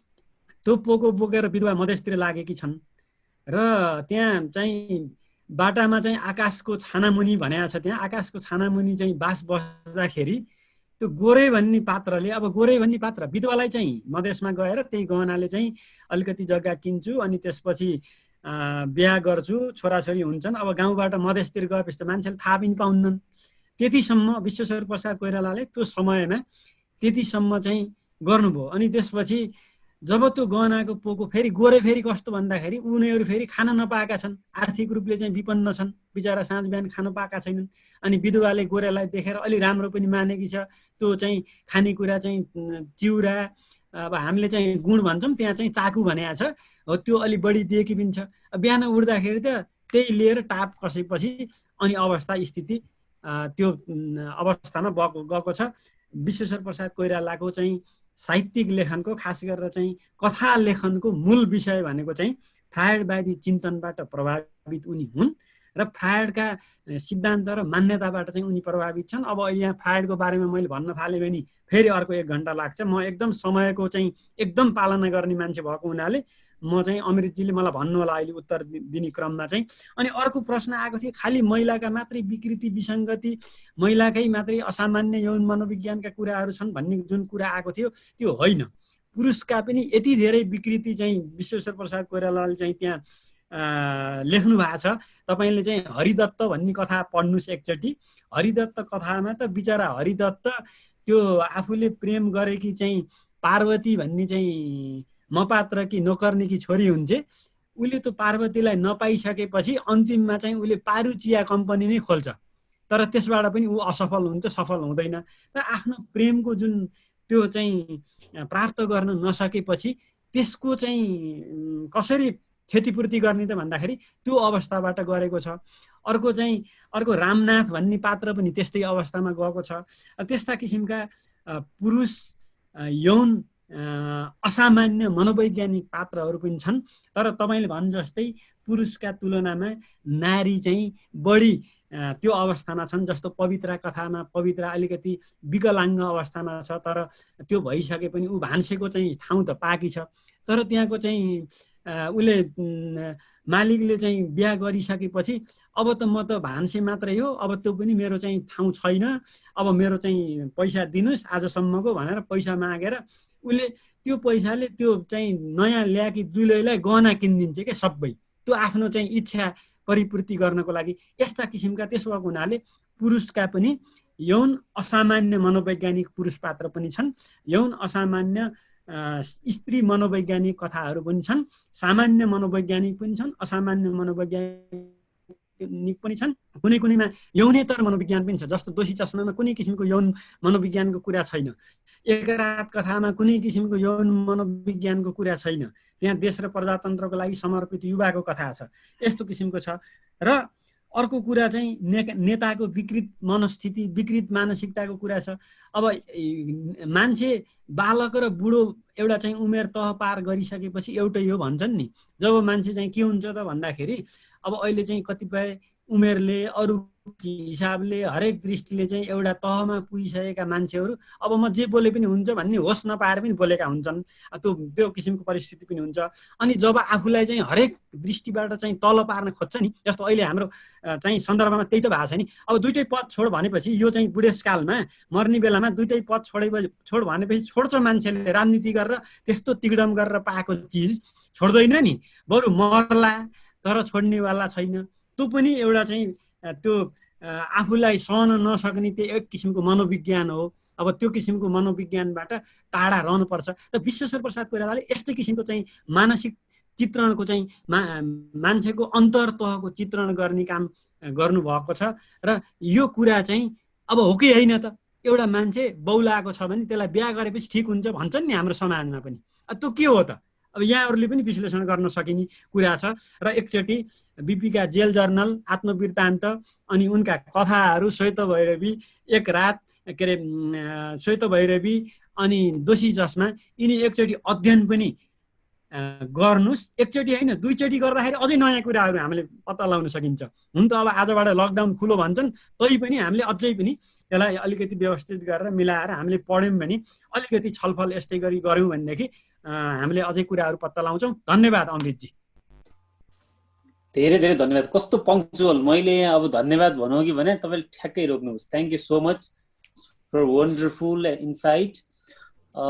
महेन्द्र सर, मैले अघि अलिकति टाइमलाई लिबरल नै गरेको छु। हुन त हजुरको त्यत्रो मिहिन चिजलाई मैले रोक्न सक्दैन थिएँ। सो आन्सरिङमा चाहिँ हजुरले समयको पारबन्दीलाई हेरिदिनु होला। एकदम ल भयो भन्दा म छोड्छु यसमा चाहिँ। धन्यवाद। सर्वप्रथम म चाहिँ सुनिल चाहिँ गौतम सरले चाहिँ अहिले चाहिँ बदलिनु परिस्थितिमा बिपीको चाहिँ समाजवाद कतिको फिट हुन्छ कि हुँदैन भन्ने कुरा गर्नुभयो। प्रश्न जायज छ, यो उठिरहने प्रश्न पनि हो। तर के भने बिपीले जुन भन्नुभएको थियो त्यसलाई साङ्केतिक रूपमा बुझ्ने हो। बिपीले के भने वितरणको कुरा, न्यायोचित वितरणको कुरा गर्नुभएको थियो। हिजोको आधारभूत आवश्यकता के थियो भन्दा एक हल गोरु, एउटा दुईटा दुनो गाई भैँसी अनि चाहिँ दुई छाक खाना, ती कुराहरू आधारभूत आवश्यकता थियो होला। तर अहिलेको आधारभूत आवश्यकता के हो? फेरि आधारभूत आवश्यकता भनेको अहिले धनाढ्य वर्गको आवश्यकता हेरेर होइन, फेरि हिजो पनि त्यो आवश्यकताभन्दा माथिका वर्ग थिए। तर के भने कम्तीमा पनि मध्यम वर्गको जीवन स्तरको चाहिँ के छ त्यो लेभलसँग चाहिँ म्याच हुने कुरा हो। अनि बिपीले त्यही कुरालाई चाहिँ न्यायिक वितरणमा चाहनु भएको। अनि बिपीको वितरण कस्तो भने न्यायपूर्ण वितरण, फेरि चाहिँ के भने उत्पादन नबढाइकन भनिएको वितरण पनि होइन। बिपीले चाहिँ एउटा दुधको उदाहरण दिनुभएको छ, 4 महिना दुध दुहुनी छ, त्यही चाहिँ वितरण भनेर गाउँभरिलाई बाँड्दियो भने कति होला? त्यो त वैज्ञानिक हुँदैन। फेरि त्यसका निम्ति उत्पादन बढाउनु पर्यो, त्यसलाई चाहिँ प्राथमिकता दिनुभएको छ। तर के भने बिपीको मूल जड के हो भने विकास भनेको हाम्रो मौलिक किसिमको विकास हो, आयातित विकास होइन, गाउँको विकास हो। 2-4वटा सहरहरूको त्यो चाहिँ विलासी किसिमको विकासले नेपालको हुँदैन भन्ने कुरा हो। अहिले नै हेर्नुहोस् न, हामीले चाहिँ वैदेशिक रोजगारलाई चाहिँ प्राथमिकता दिँदाको परिणाम अहिलेको चाहिँ महासङ्कटले चाहिँ लिम्ताइदिएछ। किन भन्दा आज हिजो के भयो भन्दा गाउँहरू पुरै बाँझा रहे, आज फेरि चाहिँ मान्छे गाउँमा गइरहेछ। आज त्यो फर्किने अवस्थामा आएको छ। किन भन्दा बिपीको चाहिँ कुरालाई हामीले मौलिक विकास चाहिँ गर्न सकेनौँ, आयातित कुराहरूलाई चाहिँ बढ्ता जोड दियौँ, त्यो टिकाउ हुन सकेन भन्ने चाहिँ कुरा त्यहाँनिर बिपीको समाजवादमा चाहिँ जोडिएको कुरा हो। बिपीले चाहिँ प्रधानमन्त्री हुँदा त्यतिखेर चाहिँ जमिनदारहरूलाई नै राखेर भन्नुभएको थियो, क्रान्तिकारी भूमि सुधार लागू गरेपछि मैले तिमीहरूसँग बढी भएको जमिन लिएको छु, अरू केही पनि ल्याएको छैन, तिमीहरूले आँखाले नै हेर्न भ्याउनु। तर भोलि कुनै उग्रवादी आयो भने तिमीहरूको जमिन मात्रै होइन टाउको पनि लिन्छ भनेर बिपीले त्यतिखेर भन्नुभएको थियो। समाजमा विद्रोह कहिले हुन्छ भन्दा जो असमानता हुन्छ, मान्छे भोगले छटपटिन्छ। बिपीको समाजवादको आशय त्यही हो। आज पनि तपाईँ कर्णालीमा जानुहोस् अनि अरू विकट चाहिँ ठाउँहरूमा जानुहोस् कि जनताको जीवन स्तर अहिले पनि चाहिँ निकै निरीह छ। उनीहरू चाहिँ कुपोषणले अहिले पनि ग्रसित छन्। औसत आयु चाहिँ 40 वर्षभन्दा माथि छैन, त्यो चाहिँ अहिले पनि चाहिँ सान्दर्भिक छ। तर समय सापेक्ष न्यूनतम आधारभूत आवश्यकतासँग त्यसलाई हामीले जोडेर हेर्ने कुरा हो। चाहिँ हुबहु भन्दा पनि सिम्बोलिक कुराहरूलाई चाहिँ हेर्नुपर्छ। अनि यहाँ चाहिँ ज्ञाननिष्ठ सरले चाहिँ धेरै कुरा चाहिँ भनिसक्नुभयो, मलाई पनि भनिरहनु भएकोले यो चाहिँ बिपीको चाहिँ साहित्य र राजनीतिको सम्बन्ध कहाँनिर जोडिन्छ। हुन त विषय चाहिँ अलग हो, तर पनि ज्ञाननिष्ठ सरले पनि जोड्नु भयो, जोडिन्छ।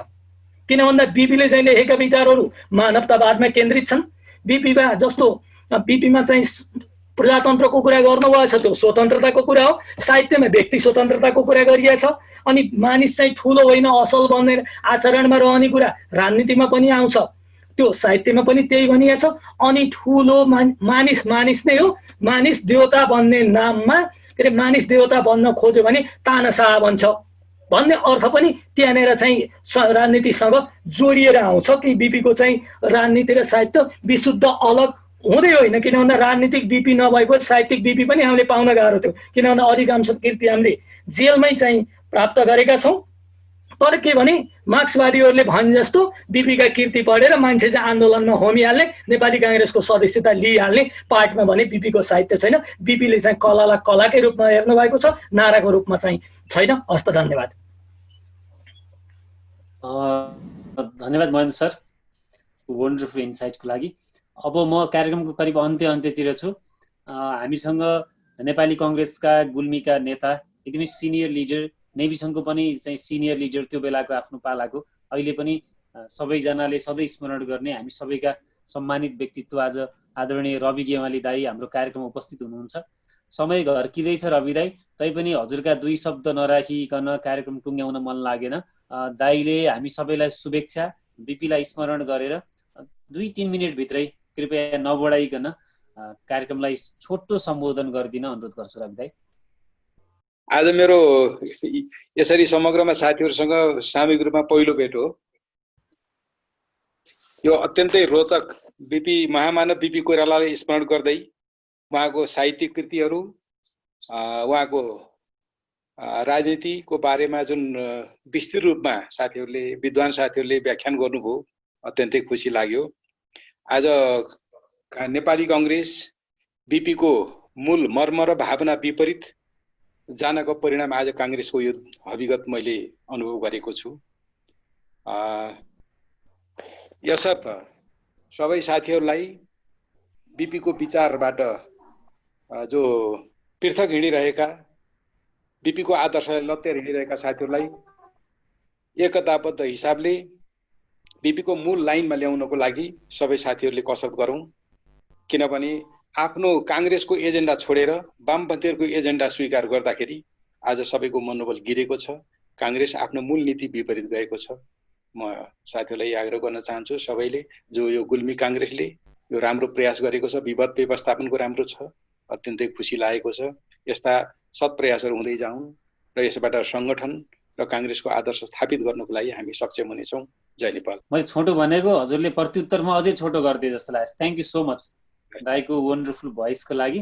यो सबै सुनिसकेपछि र आफ्नै जिन्दगीको अनुभवबाट र ग्लोबल पर्सपेक्टिभबाट पनि के भन्न मन लाग्यो अन्तिममा भने, यदि बिपी कोइराला नभइदिनु भएको भए आज नेपाली समाज आजको भन्दा ठिक 100 वर्ष पछाडि हुने थियो र बिपीले हाम्रो जीवनलाई थप 100 वर्ष अगाडि ल्याइदिनु भएको छ। बिपीप्रति हार्दिक श्रद्धा सुमन व्यक्त गर्न चाहन्छु र कार्यक्रमलाई टुङ्ग्याउनको निमित्त नेपाल प्राध्यापक सङ्घका केन्द्रीय सदस्य, त्यसैगरी नेपाल विद्यार्थी सङ्घका पूर्व सहमहामन्त्री आदरणीय विष्णुपन्थी दाइलाई कार्यक्रम टुङ्ग्याउन समापन सबै अतिथिहरू, त्यसैगरी वक्ताहरू, उपस्थित नेतागणहरू, सर म्यामहरू, प्रश्नकर्ताहरूलाई धन्यवाद दिँदै आफ्ना दृष्टिकोण राखेर कार्यक्रम टुङ्ग्याउन अनुरोध गर्दै म यहाँहरूबाट बिदा लिन चाहन्छु। शुभरात्रि, नमस्ते, जय नेपाल। सम्पूर्ण साथीहरू, नेपाली काङ्ग्रेसका नेता रवि दाइ, आज चाहिँ यो जुन बिपी कोइराला माथिको जुन चाहिँ बहुआयामिक व्यक्तित्वको धनी मान्छे हो र आज विशेष गरेर उहाँको राजनीतिक र साहित्यिक व्यक्तित्वमाथि जुन परिचर्चा भयो र उहाँको चाहिँ राजनीतिक विषयमाथि युवा अध्यक्ष महेन्द्र पन्थीज्यूले प्रकाश पार्नुभयो र उहाँको साहित्यिक पक्षमाथि चाहिँ ज्ञाननिष्ठ गेवाली सरले चाहिँ आफ्ना कुराहरू राख्नुभयो। यो अत्यन्तै सान्दर्भिक, अत्यन्तै सघन रूपमा उहाँको प्रस्तुति भएको छ उहाँहरूको। यस विषयमा अब मैले थप गर्नुभन्दा पनि उहाँहरू चाहिँ विषयहरूले, उहाँको प्रस्तुतिले हामीलाई लाभान्वित गराएको छ र बिपी कोइरालाको विषयमा थप पुनस्मरण गराएको मैले अनुभूति गरेको छु। खास गरेर बिपी कोइरालाको मैले चाहिँ उहाँहरूको विषयलाई समराइज गर्ने सन्दर्भमा र सबै हाम्रो यहाँ उपस्थित हुनुभएका अग्रजहरू साथीहरूलाई के स्मरण गराउन मात्रै चाहन्छु भने धन्यवाद दिने सन्दर्भमा बिपी कोइरालाको विशेष गरेर एउटा राजनीतिक दर्शनमा प्रजातान्त्रिक समाजवादको दर्शन छ। अर्को चाहिँ उहाँको साहित्यिक अभिव्यक्तिमा एउटा भाषाको लयात्मकता र भाषाको जुन किसिमको छुट्टै विशिष्ट उहाँको प्रस्तुति चाहिँ भाषाको हिसाबलाई पनि नेपाली साहित्यमा अलग ढङ्गले र विशेष रूपमा स्थापना गरिएको उहाँको एउटा मनोवैज्ञानिक विषय, उहाँको पात्रताको आधान गरेको विषय सँगसँगै उहाँको भाषाको विषय पनि साहित्यमा छ र मूलत उहाँ चाहिँ यो दुईटा विषय मैले उल्लेख गरेँ र यो प्रजातान्त्रिक समाजवादको बारेमा महेन्द्रजीले पनि अहिले भन्नुभएको छ। यो कस्तो भन्दा सिभिल पोलिटिकल राइट्स जुन प्रजातन्त्र हाम्रो जुन नेपाली काङ्ग्रेसको सिद्धान्तकार बिपी पनि हो र नेपाली काङ्ग्रेसको मूल सिद्धान्त दर्शन भनेको प्रजातन्त्र हो। प्रजातन्त्रमा सिभिल पोलिटिकल राइट्स नागरिक हकहरू उपयोग गर्ने वातावरण हुन्छ। निर्वाध रूपमा बोल्न पाउने, निर्वाध रूपमा हिँडडुल गर्न पाउने, आफ्ना कुराहरू अभिव्यक्त गर्न पाउने स्वतन्त्रताको कुरा हामीले प्रजातन्त्रमा गर्छौँ। तर अभिव्यक्ति स्वतन्त्रता चाहिँ मान्छेको नैसर्गिक र राजनीतिक हक हो। सिभिल पोलिटिकल अभिव्यक्त गर्न सक्ने क्षमता, त्यसमा चाहिँ त्यो अभिव्यक्त गर्न जाने ठाउँ, आवाज पुर्याउने ठाउँसम्म जाने उसमा चाहिँ शारीरिक क्षमता भन्नुहोस् अथवा उसको आर्थिक क्षमता पढ्न पाउनुपर्छ भनेर भनिएको छ। प्रजातन्त्र मात्रै जे भन्दै आइसोलेटेड हुन्छ र त्यसले प्रजातान्त्रिक हक उपयोग गर्न सक्दैन भन्ने हिसाबले प्रजातान्त्रिक समाजवादको सन्दर्भ उहाँले यसरी जोडेको मलाई लाग्छ। यो सँगसँगै आजको कार्यक्रमलाई एन्ड गरौँ। ओम दाइ, म विष्णु दाइकी तर्फबाट पनि सबै कार्यक्रम तर्फबाट सम्पूर्ण अतिथि, वक्ताहरू, प्रश्नकर्ताहरू, खास गरी ज्ञानिष्ठ सर, महेन्द्र पन्थी सर, हाम्रो हरिस्पन्दनजी लगायत सबैलाई धेरै धेरै धन्यवाद भन्छु र कार्यक्रम यही अन्त्य भएको घोषणा गर्छु।